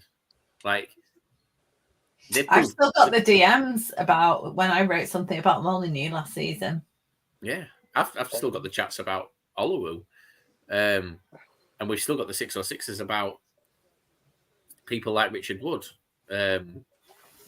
I believe, if I remember rightly, a game this season we had a 606 afterwards, and the comment was they don't want to see Richard Wood play for the team again. Not saying who, but there was someone that said that. I've seen that comment. I can find it because I'm pretty sure that's one of the ones that I did download and put onto Spotify. So yeah, what was who's the deadwood now? Who has to be shipped out and who's not good enough? I think I do agree that they'll sign 6 quality players next season, and they'll get promoted if they don't go up. But if they don't go up, with the loan players that they've had in, who presumably will return to their home clubs, surely they need to do more than, like, it's almost they need to do less if they've gone up versus they've not done much than that this season. I do. Right, so to get rid of the Abdelakan, Latala, Matthew Craig, you replace them 3, and then I think they'll get 3 more players on top of that, or maybe 4. But for me, I just think I look at the quality of the league next season. I mean, I'm speaking before the summer, which is a very bad thing to do. But just looking at the quality, I think it's going to be Donny will go up if they don't, and that's same for Crawley. They'll have to bring in 6 or 7 quality players. I think people are massively underestimating just how hard it is to bring in 6 or 7 quality players at this level. It depends what recruitment team you've got. If you've got a David Sharp, it's very easy to do. but again, the recruitment team and the back, like the board and the hierarchy, only 3 months ago, were the problem. Yeah. It's gone quiet. Like, what's this? Is it going to? In the last transfer window, they were a problem. What is there to show that there's going to be a change in the upcoming window? Like, I do think, though, if they do go up, then it's easier to a certain degree. Like we saw last season with the teams that went up, they took players from League Two with them. There were promoted teams that released players into other promoted League Two teams going up, so they'll have more opportunity or more chance with your TLTs and your Adelakans and people like that. But it'll be convincing anyone incoming that this season hasn't been an anomaly. Yeah. But just on that, the chairman was the problem. That wasn't the conversation that was had at the end of January. The conversation was because the chairman, David Blunt, is, even though he's still involved, but he's not. That was done before the January window, wasn't it? That was the conversation. Don't bring up horse racing, and I can't do that again. But yeah, there was the conversation. It was about Bramall and how he's got the money, but he wasn't using it right, and he wasn't putting he wasn't giving McCann what he needed in January. That was the conversation. That's what Marshall from Orient was referring to when he came on the other week, because I'd forgotten about that conversation, and he messaged me, and he said, "Do you remember this conversation?" And as soon as he said it, I said, "Yeah," and I remembered it clear as day. It was about Terry Bramall not being supportive of McCann and not giving him what he wants, and how he'd said that he was going to be doing it, and it wasn't done. Like, what's changed in that sense? What's changed off the field that's made you, I think, quieten down about that sort of stuff? There's a few who probably thought it was just the chairman. So Ainsley may have been one of them who just thought it was just the chairman. But I have seen comments on Twitter, and I have gone back to them because, you can call me obsessed, do what you like. That is what you do. Some people are, some Donny fans, you track us down a street in Crewe, which is really funny. Still don't say anything. Yeah. But yeah, I have gone back on comments, and a lot of fans were blaming the whole board and the whole hierarchy. But I know I've spoken to Ainsley before, and he said it was just the chairman. So I'm not pointing this one at just people in here. I'm just speaking as a fan base as a whole for Donny, not just people who come on the 606s or listen to this. There was people complaining about the board who don't now. Yeah, but it's right. I've got it right here in front of me. 3rd of February. Will John Ryan please come back to our club? Bramall the rat is destroying us. 3rd of February. Can hear the shouts for Bramall to go. 1st of February. Well, Mr. Bramall, Blunt and Baldwin. What's all this about? I'm actually 28th of January. I'm actually considering not going again until Bramall sells. We're getting relegated because of his lack of investment for years. Worst position in 20 years with a team of non-league players. Bramall and Blunt have killed this club. This is all January onwards. Sick to death. Sick to death of the Doncaster fan base sometimes. Go to a home game and the East and West stands are silent apart from the odd tutting and shouting, "You're shit." Then we're on Twitter. We have people climbing up Bramall's arsehole when the board have done nothing to help for years. It wasn't just Blunt. And so that's why I'm asking, what's changed in that? What gives you confidence now? I get you've got the confidence in McCann, but what gives you confidence that he's gonna back him properly and sign off on the deals that need to be done? If you're needing 6 or 7 quality players, what's giving you that confidence that he's going to do it? I saw Leo. I didn't want to ignore it. Leon from Wrexham was bought. I don't think Stockport, Mansfield, and Wrexham will do. What me? Yeah, it was specifically directed at you.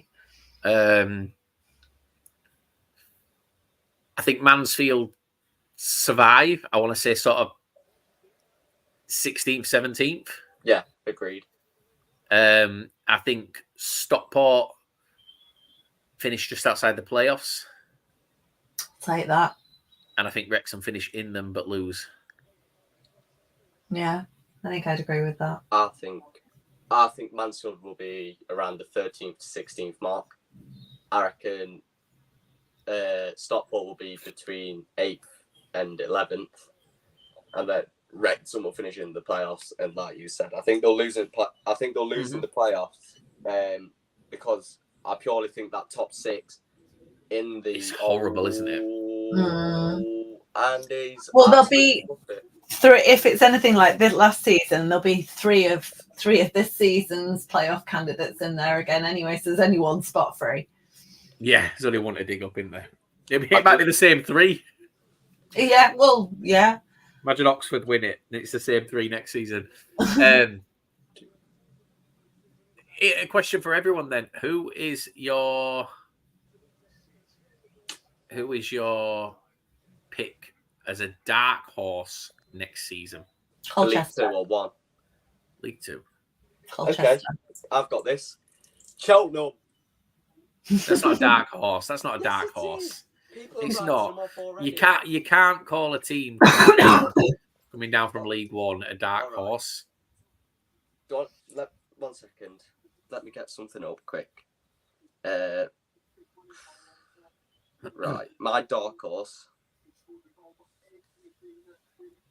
You're having to remind yourself who's in League 2 now because you've moved on. Nah, I'm just thinking.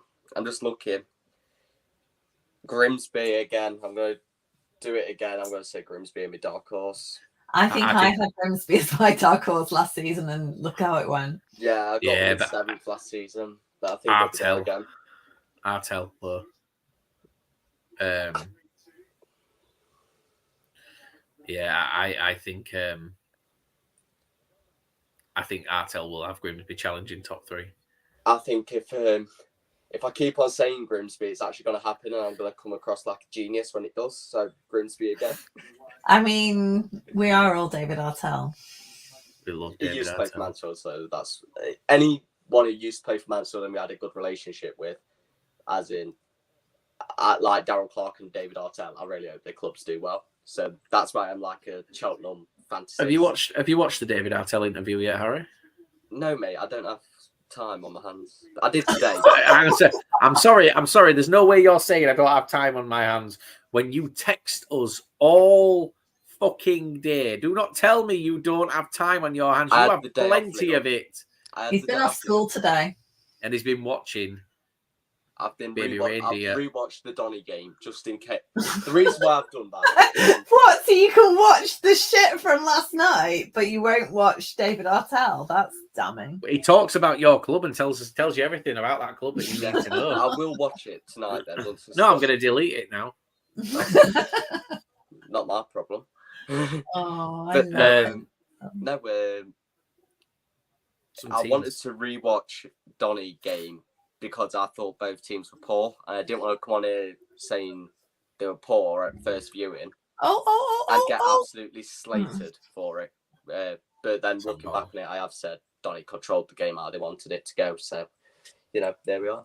Yeah, I think if you look at it objectively, So, they definitely did. So Alex says Tranmere is a dark horse. Charlie thinks that me and Hannah are going to be the dark horses. Hi, Charlie. Then Mansfield in League One and Tranmere in League Two are Jay's predictions for dark horses. We've got 2 people for Bromley. They do have a great manager to Bromley. They do, but Leon can get fucked. I'm not having us as a dark horse. We're not a dark horse because everyone always puts us up there. Unless you mean dark horse in that we're expected to be up there, but we're just not. Harrogate could surprise a lot of people if they learn from this season and do it. Charlie again believes that me and Hannah will be the dark horse. And then Stephen said the teams that come up from the conference rarely ever struggle in the League Two season immediately after promotion. Charlie spots Crawley, doesn't he? That Charlie Woods. No, Swindon, I believe. Is he? Charlie Woods, you're Swindon, aren't you? Let's not mention. We can speak about Bromley, but we won't mention that other team who came up. But yeah, I don't think they'll be near the playoffs next season, either of them. I think we are good, Charlie. But Ashley Palmer's magic. He's got a magic hat. Yeah, but he also plays for Spa Rights. and Harry said, "Fuck that." I personally think Chesterfield will finish 14th, and I think Bromley will finish 21st. I think for Bromley next season, I do think that they're going to be a team that people struggle to beat. For them, survival is success. Mind you, they've got a good home record, Bromley. What? Yeah, but they're going to have to play on a grass pitch all. Crawley are doing what Donny should have done. They're keeping the pressure on massively. Yeah. And they're playing against a team that are still somehow in it in terms of the game. Like they're not the score, but Harrison's just had a decent attempt on goal, but they're still all over them. The difference is, though, I think with that is that MK are quite decent at home. So yeah, but they need to be very good. Be like 4-0, 5-0 decent, and yeah, I can't see it. No, I can't either. And this, like I say, it's not a dig at Donny, isn't this? But right now, Crawley are showing that they want this more than any of them. I'm just trying to be careful with what I say about Donny because yesterday. Go on, Scotty. Look at Scott Lindsay. Right, how much we're betting on a pitch invasion? 2-1. Oh, in my League One game. Oh, it's 2-2, Jeff. It's 5-3. It's 5-3. It's over at Crawley. It is over. It has finished 3-0. Oh. That is a solid performance. And there's no here's the thing, Jay. MK have been poor up top, but they've defended well. They've passed the ball well. They've just done nothing with it. But I mean, look, you get obviously there's a deflected goal from Darcy, but the other goals were obviously Kelly's was a deflection as well, wasn't it? But the running was and the build up to it was great. It's I would not want to face Crawley. Oh, he's grumpy. Isn't Max Dean? Max Dean very cross, young man. Well, I'd be very crossed if I missed that sitter and we ended up losing 3-0. Screaming at referee, wasn't I? Can't blame the referee for missing an open net, sunshine. Yeah. I don't even hate MK. I do. I don't like them, but I just get on with one of their fans, Jonathan, who listens in. Yeah. Oh, Jonathan Harris. Yes. I like Jonathan. Only because I'm his favourite Stockport County fan. Yeah, I just don't want to slate him because I like him, but it's nice not seeing them do well. I think, and we've talked about this a little bit this season in terms of the lads your age have only ever known MK Dons.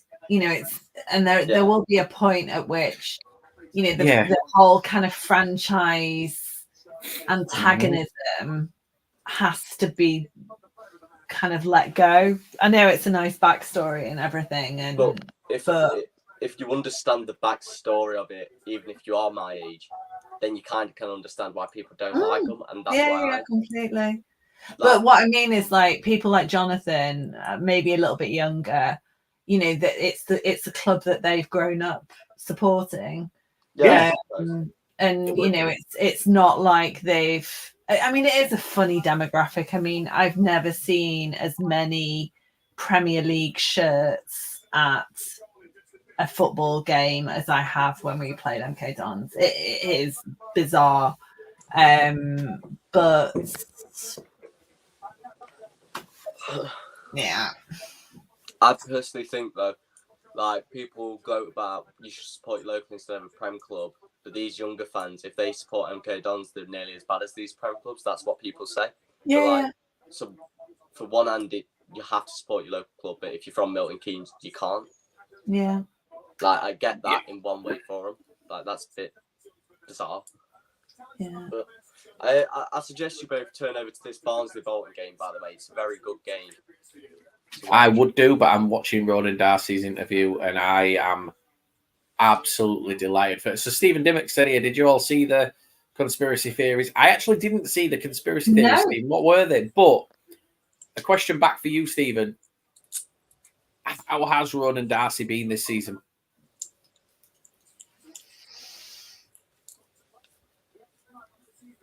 Mike Williamson is young and will learn from this. Yeah, I agree.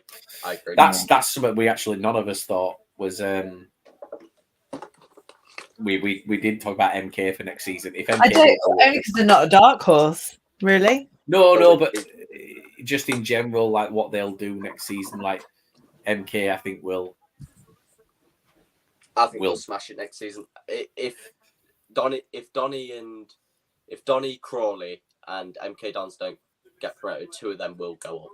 The two that lose will go up. With Bradford. Yeah, with David Sharp. Not Bradford, David Sharp. It's David Sharp's bounty army. Yeah. Not even Graham Alexander, although he's managing them on the game day. It's David Sharp. I'm obsessed with him. I am. He's so. We get out of this league. I don't get. Yeah, fair play. Kelly getting man of the match as well. Like he was great. Oh, did he get the Sky man of the match? Because Darcy was walking around with the trophy before, wasn't he? And I think Darcy was giving it to him. Ah, fair. Just on that, Ainsley. So I agree. Like what happened was shit. But do you not feel that it was shit what Wimbledon did to what club was it? Whose ground they stole? Kingstonian. Yeah. Like that seems to slip under the radar, and I'm not saying that makes it right, but it's like glass houses, isn't it? Those are some pretty big stones that Wimbledon have lobbed around before it happened, and it's like they were saying, and like if you look into it, Wimbledon were effectively dead. I'd love to get an MK Dons fan on and a Wimbledon fan on just to argue. We've had it on 606. We had it on 606, but here's the thing. And I think this is what's a little bit meh about it, is that we've had the MK Dons fans and the Wimbledon fans that we have on are both fairly young, or I believe they are fairly young. Yeah, I think so. Edgeworth's the same age as me. Yeah, but the hatred is there, and it's like it just I just don't get. Like I do get it, but at the same time, it's like. You didn't go through it. It wasn't something that you personally experienced. Nothing's changed in your lifetime as far as your club's concerned. It's all you've ever known is how it is now. It is shit though. I do agree with Ainsley. Shit what happened to Wimbledon, but It is shit. But if you look back and you go through kind of what happened, what would I mean? I suppose it would be out of spite, really, wouldn't it? If you were a Wimbledon fan, the club was dead anyway. The club, you were losing your club anyway. Apparently, would it? Does it matter at that stage? I don't know if it does. I don't know. It's just difficult. But it's a situation that eventually. Woo, I'm tired. Eventually, we kind of got to. I don't want to say get over, but start to move on from at some stage and appreciate, what's happened since.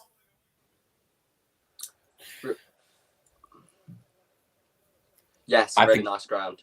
I think the new Plough Lane is possibly the nicest ground in the league. A nightmare for parking.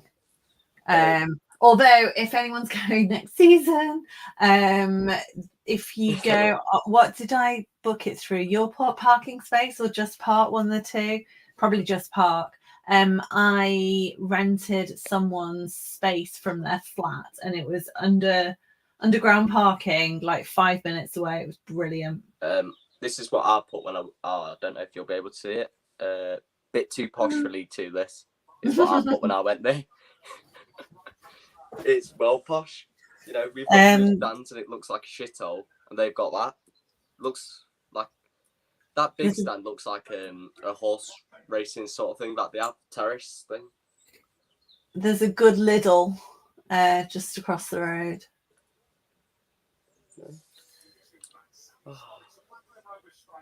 Was it 2-2 before, Harry? Yes, but it was 2-1 to Bolton. So this leads me on to the next question. If they get this back, does this make it better than Sheffield Wednesday because they were 3 goals behind at half time? Oh, that was one of the best football games I've ever been to. It's one of the best I've ever watched. It made me stay in the pub an extra hour, which weren't good. But... I was sat exactly where I am now. Like 1:00. Yeah, I was. It was a Thursday night, and we used to do these things called Thirsty Thursdays, where you just go out and get smashed on a Thursday. I don't think you made that Sorry. up. Hannah. Liam. Paddy Madden has released a statement. Oh, he said, Stop pot count it. Thank you so much for an amazing 3 years. Me and my family have loved every minute of it. Being your captain was an honour. To play a part in getting such a big club back into the EFL and then into League One has given me memories I will never forget. To my teammates, I had the honour of sharing a pitch with. I couldn't ask any more from all of you. You kept your standards high from day one, and that kept us on track to reach our goals as a club. To the coaching staff, thank you for pushing the squad every day. And to the staff behind the scenes, a big thank you to you for your hard work. It doesn't go unnoticed. Last but not least, thank you to you, the county fans, for the amazing support from the first day I arrived. I'm over the moon to see the club back in League One. You all deserve it so much for sticking with your club in the dark days. Up the county. P.S. Fuck you, Stockport. I'm going to Wrexham. Yeah, if it have ended it, we're going to win the league. Yeah, up the town. Oh, and then it's he's done a second one. P.S. Does anyone have David Sharp's mobile number? Just so I can tell him I'm not coming to Bradford. Fuck you. Right, I'm going to do something before we sign off, guys. I'm going to go and get my Cinnabon. Do I put it in for 30 seconds, Hannah? 30 seconds in the microwave. Take the lid off. It can go in that plastic thing that I gave you, but take the lid off. Oh, Barnsley have scored. They have. Just keep this on. This has to roll out. Right. Yeah. Oh my God, there's still 15 minutes left as well. And there's been a goal at the Tough Sheet Community Stadium. But who to? Hannah Brown. Last time I went to the Tough Sheet was to watch Pink. You didn't get that one, did you? What? To Hannah Brown? Yeah, I said there's been a goal at the stadium, but who to? And you didn't say. Oh, right. Yeah. It's a bit old now. We don't have to say. Awkward moment. See you later. Oh, nice goal as well. Who scored? Sam Cosgrove? Don't know. Some blonde lad. Number 9. Sam Cosgrove. Wow. So this is now a League One playoff watch. So we're just ready for next season now. Yep. Leon can stay. Everyone else can piss off. Oh no, there's a Mansfield fan in here. He can stay as well. Yeah. If you On didn't the know, Mansfield got 606, promoted. I forgot to tell you, there was someone that joined called like MTFC Boys with a Z on the end. Yeah, we do that now because of Aaron Lewis. We put Zs on the end. Right. I thought it was just being young and edgy. So it's Stags, and then someone's put Stags and then Vegas with a Z on the end because Aaron Lewis does it. Oh. It's like a thing now. Right, have you got cutlery? I was going to say you need a fork. Oh, really? I was a bit messy with mine. I just shoved mine in my gob like that. Yeah, but you also had a McDonald's after.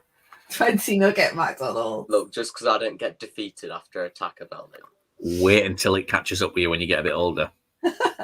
It's the worst fucking day of your life, I promise you, mate. Yeah, wait until you have to have a car picnic on the way home to finish it off. And then you get it all down you. Oh, this is very hard to eat. Oh, it's the best. Well then, so all of a sudden, this was the worst playoff game I've watched between Barnsley. Oh no, Peterborough were. But this was the second worst game. Oh! So I went to last year and I think it was like 1-1 or something dire. It was awful. Come on, we may have a guest joining us. All right. Does he like Mansfield? And is he not? No. Is he a Chesterfield fan? No. Oh, it's not Andy Cook after you've told him I fancied him. That would be really awkward. No, it isn't. All right. It's Paddy Madden. I imagine it. I don't know if it's going to happen yet. Just checking. I have messaged you both, though. Yes, I have seen. It's popped up on the phone. I just read it as Crewe are blowjobs, not bottle jobs. Yeah, as you can see, I'm not happy with Crewe. They disappointed you, didn't they? Rio disappointed me. They all fucking disappointed me. Oh, has he missed? Has he skied it? What time have you got? Harry, how have you been watching this game the entire time and you're still fucking 4 minutes behind us? Because I'm a Sky goer, okay? I'm going to put it on the Sky. Working. I can't find the Sky remote, so I've gone on the Xbox to put it on Sky Go. Well, I've got Sky in the office for the first time since the office was built, despite having a Sky box down here the whole time. So that's exciting. This is special, but I told you. It needs more cream. No more one. So if you go to an actual Cinnabon, you can buy extra frosting. Who's Ben Nichols? Because he says, Harry, that you. Hello. Don't tell him, Hannah. You know who Ben is. Swindon Ben. Clem Morphoon. Yes. It's Clem Morphoon, his best mate. Right, bring Ben in. I could sit and speak to Ben for about like 12 hours, I think. And you fucking couldn't. No, you could. I thought that, Ben. No offense. Me and Ben end up arguing. And yet we both have the same this season, though. Really, have you? You've been quiet. No, we argued last season because I was saying what was going to happen this season, and no one wanted to talk about it. Ben is like the legend. Like he's an absolute legend. This is a Cinnabon. Cinnabon. For anyone in League 2 next season, MK Dons away. There is a Cinnabon in Asda. There's also one at the Trafford Centre. There's one in some services near Bolton. There's a few. What? There's one near Worsley. Services. Pardon? Birchwood. I don't know which one it is. It's one. It's not a very big one. It's near my sister's house. There's one in Leeds There's two in Leeds. There's one in Wakefield. There's one in Manchester. There's one in Blackburn. I've just realised if Crawley go up, I've done 23 out of 24 League Two grounds. I've done all 24. No, you haven't, because you haven't done Bromley. Have you done Bromley? Oh, no, I've not. But I've done this season's because I did Wrexham at the last game, and that was my 24. Hannah. Stags are going up, ole, ole. Hannah, Yes. there's a Cinnabon where I charge my van. Shut up! What? And you didn't know? It's behind the Starbucks. I'm just saying. Bolton are going to fuck this. By the way! Not happening. Yeah, I love you too, Ben. Devante Oh. Coles. Cinnabon also do mini, smaller ones, which are more less. They're like a quarter of the size of that. They're better. Yeah, that probably do me more. Because this is sick. Like the frosting, however, is awesome. And you can also freeze them. So I bought a box of 6. And obviously brought some for you, but normally I put them in the freezer. They're like... I ain't seen anyone get this excited over white creamy liquid since Mia Khalifa. If Penny Valley Still Water are watching this, can you sponsor me, please? Excuse me. Can you show me that again? Right. Wait. What did you call it? Penny Valley Still. Or Pennine? Oh, shit. The Pennines, which are the hills between me and Hannah. Oh, Harry. I'm just an icon of the game, aren't I? I'm just funny. Yeah. You know. Penny Valley Water. Yeah, please sponsor me. I might have said it wrong. Those are the hills between me and Hannah. My friend's dad owns Harrogate Water. I think they meant Harrogate. Yeah, that water's shit. We had it at school when I was at school. No, it's not. Harrogate water's quality. It's fancy. My favourite is Smart Water. That is just a joke, right? No. I bet you like Evian as well, don't you? Yeah. Yeah. Spell it backwards, Harry. I need to look at the spelling. You can go look if you want. Do you remember that Dasani that they worked out was they were filling it up from taps in Kent? Of course, a lot of them do that. I'm guessing. You still get Dasani in America though, because it's Coke owned. We're going to Shrewsbury. Sarah. Yeah, I was a bit disappointed in Donny fans yesterday for singing Wembley instead of Shrewsbury, but here we are. I mean, it's overrated. Yep. Come on, Barnsley! Oh, I've got a few MK Dons bookmark tweets that I can go through tonight. That should be fun. No. Save it. Save it for Saturday.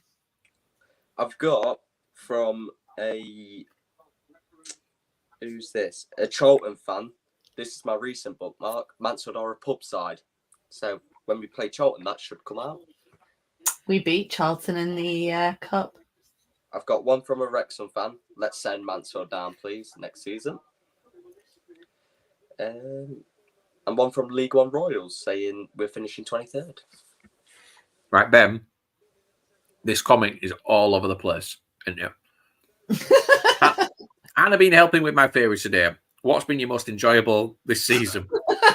Peckham Springs. Who were Peckham Springs playing, Ben? I'm going to say the football team. I bet they do. Peckham Springs. Do you know what? So the tap water around here, there's a website that you can go on and you can put your postcode in and it tells you about your, like, basically how pure your water is. Right. Scotland, like where Grant lives, Falkirk, it's just like there's nothing like it. When I've gone up there and stopped there and I've got like a glass of tap water, it is just like if I lived in Falkirk, I would happily just drink water.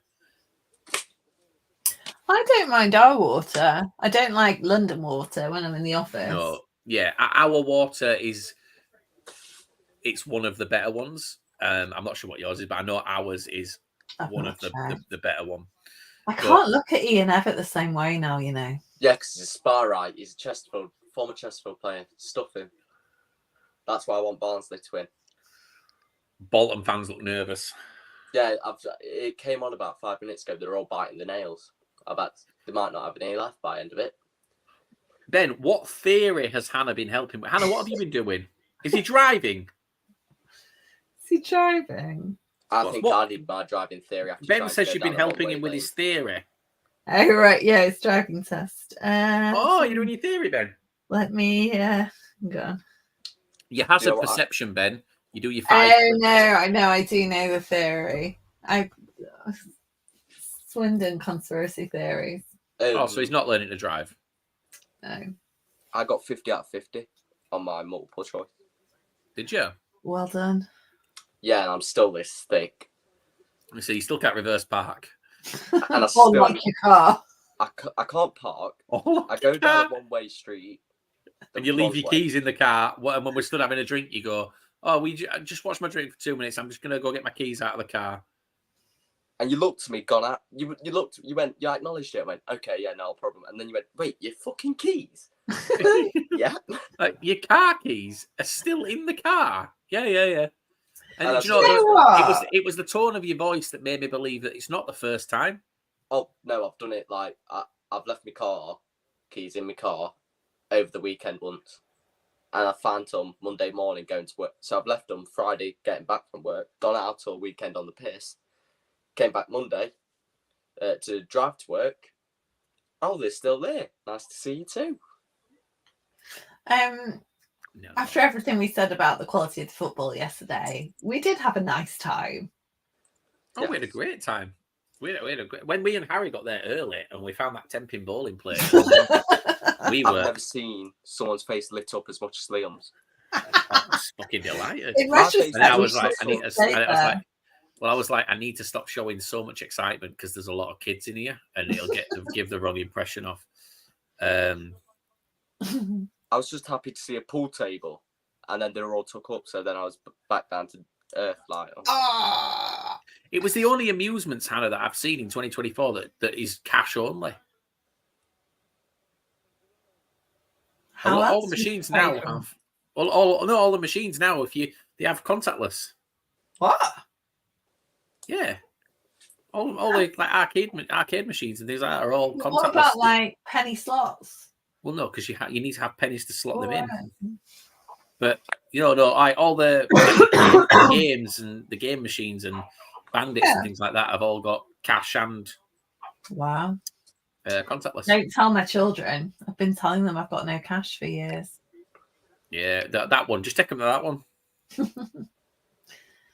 But no, it's it was good. Obviously, being celebrities, we got recognised in the street, which is although I've appeared on here once and I've already been recognised. I know. I'm going to get recognised more after what I've said tonight. Your followers have gone up massively as well, haven't they? Do you know what? I thought the person who commented, "Oh shit!" Oh no, it doesn't go in. I'm ahead of you. Yeah, no, I thought that they would have maybe gone, do you know what? Fair play, because not only have I turned up to the game, I parked right next to where the away fans pub was, and then 5 minutes. Walked down the street past the away end. We didn't hide away. No, not at all. No, there was absolutely none of that. I mean, you were dressed as a chicken, so yeah, I had my Bradford shirt on and my lower legal hat. Look at me! I was just in bright colours, as pointed out by Liam. Yeah, very white colours. It was weird. You were wearing light colours because you'd been on a sunbed and you wanted to stand out. And shorts, even though it wasn't really that warm. No, when we went in the director's lounge afterwards, I was like, I wonder if there's a dress code and if I'm going to have to like advocate for my child in his shorts. Yes, because as Donny fans pointed out, they saw mum, dad, and son yeah, on our day out. Thing is, me and Hannah can get away with it because our last names. Yeah. Yeah, but believe it or not, Our Harry, my initials. last name's not. It's not like I don't wear it on my shirt or anything. Yeah. Do you know what? Do you know what I? So I'm going to respond to the actual comment that was made where they said that I hope you enjoyed that. What was it? That Day out. Yeah, drinking in that Donny performance. I go on better days out than Crewe. Yeah, and I will say that after watching Donny 5 times this season, it was nice to see them actually turn up in some way. I'd seen them concede 6 goals in 2 games, so my response is I'm still drinking in my Mansfield performance. So you enjoy shitting yourself at Wembley while I'll be on the beach, probably drinking and having a laugh about it. I mean, you'll probably be watching the playoff final angry. Yeah. Like, that's my thoughts. Like, do you know, if we didn't get promoted, I kind of understand drink it in, but we didn't need to drink it in because, well, I'm already promoted, mate. So, you know. Barnsley should be 5-all. Yeah. Yeah. What is it about the League One playoffs? It's so good. This is why I wanted to be in this league. Just so the championship ones were good though. No, not the championship. What was I watching the other day? It was National League. No, it was the last weekend of the championship. Oh! Please. I think they were appealing for a penalty. It's not been given out there. It's been given a free kick against. No, would have been soft.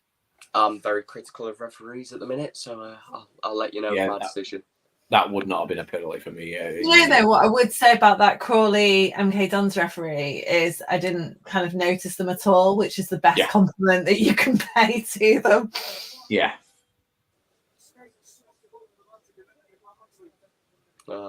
Stags are going up, ole, ole. I don't know the words to that one because we sing Champions Again, LA. Yeah. Is it the same? Kind of. Yeah. But Mansfield don't sing Champions Again. No. We was champions about 11 years ago. not of this league, you weren't. No, we didn't finish 9th either this season. No. Not for everyone. Didn't get beat 5-1 either. Got beat 4-1. I'm invested in Paddy Madden going to Bradford now. I feel like you can keep an eye on him for me. I'll look after him. Our little follically challenged friend. So I don't think we have any bald players. I feel like we need one. I feel like it's a quarter. You know what? I think they've got a shot for that penalty claim. No, watch the replay.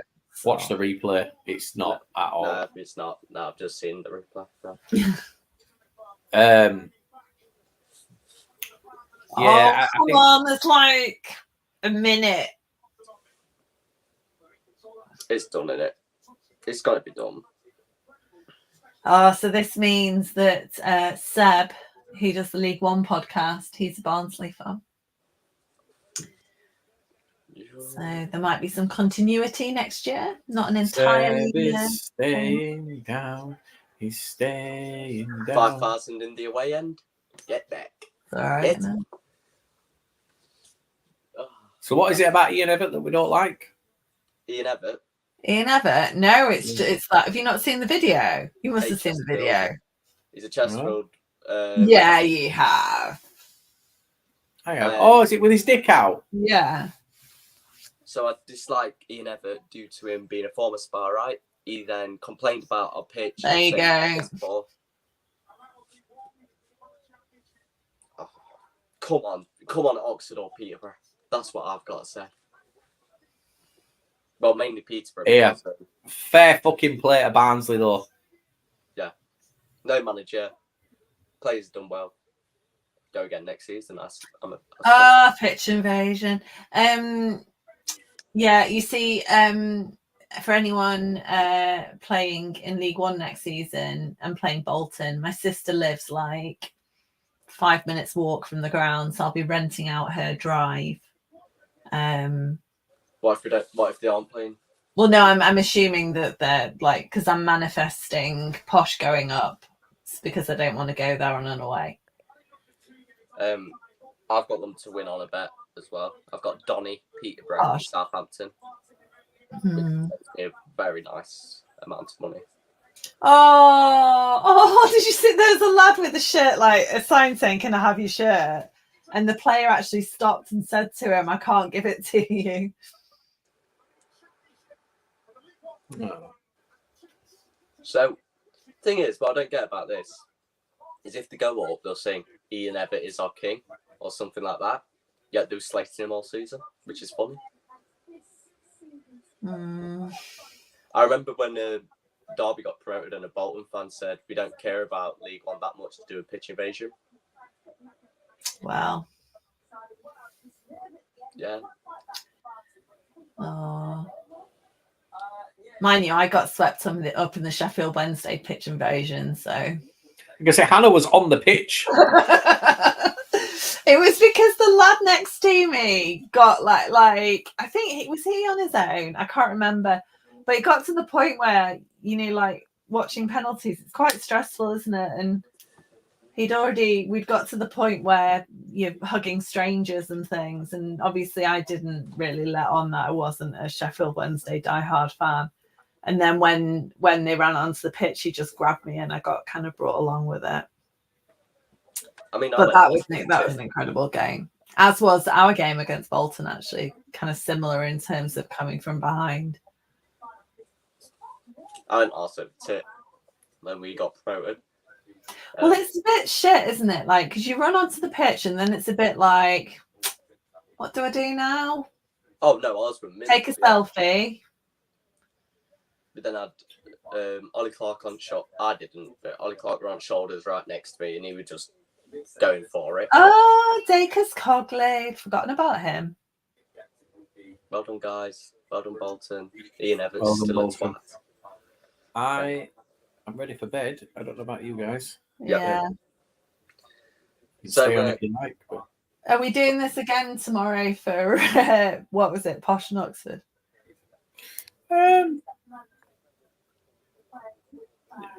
Can start one up. See what people want to do. Yeah. I mean, I'll be watching it, so. Yeah, I'll watch it too. Maybe we could do like a Twitter. Well, yeah, we could do a Twittery one, couldn't we? Yeah, we could do just a space. Oh dear, what's going on? He looks grumpy. Right, guys. Oh, it was fun. Like 1 and a bit bonus games. See you, reindeer. See you out in my fucking garden. But you still won't say fuck all. Right, see you later, guys. Bye.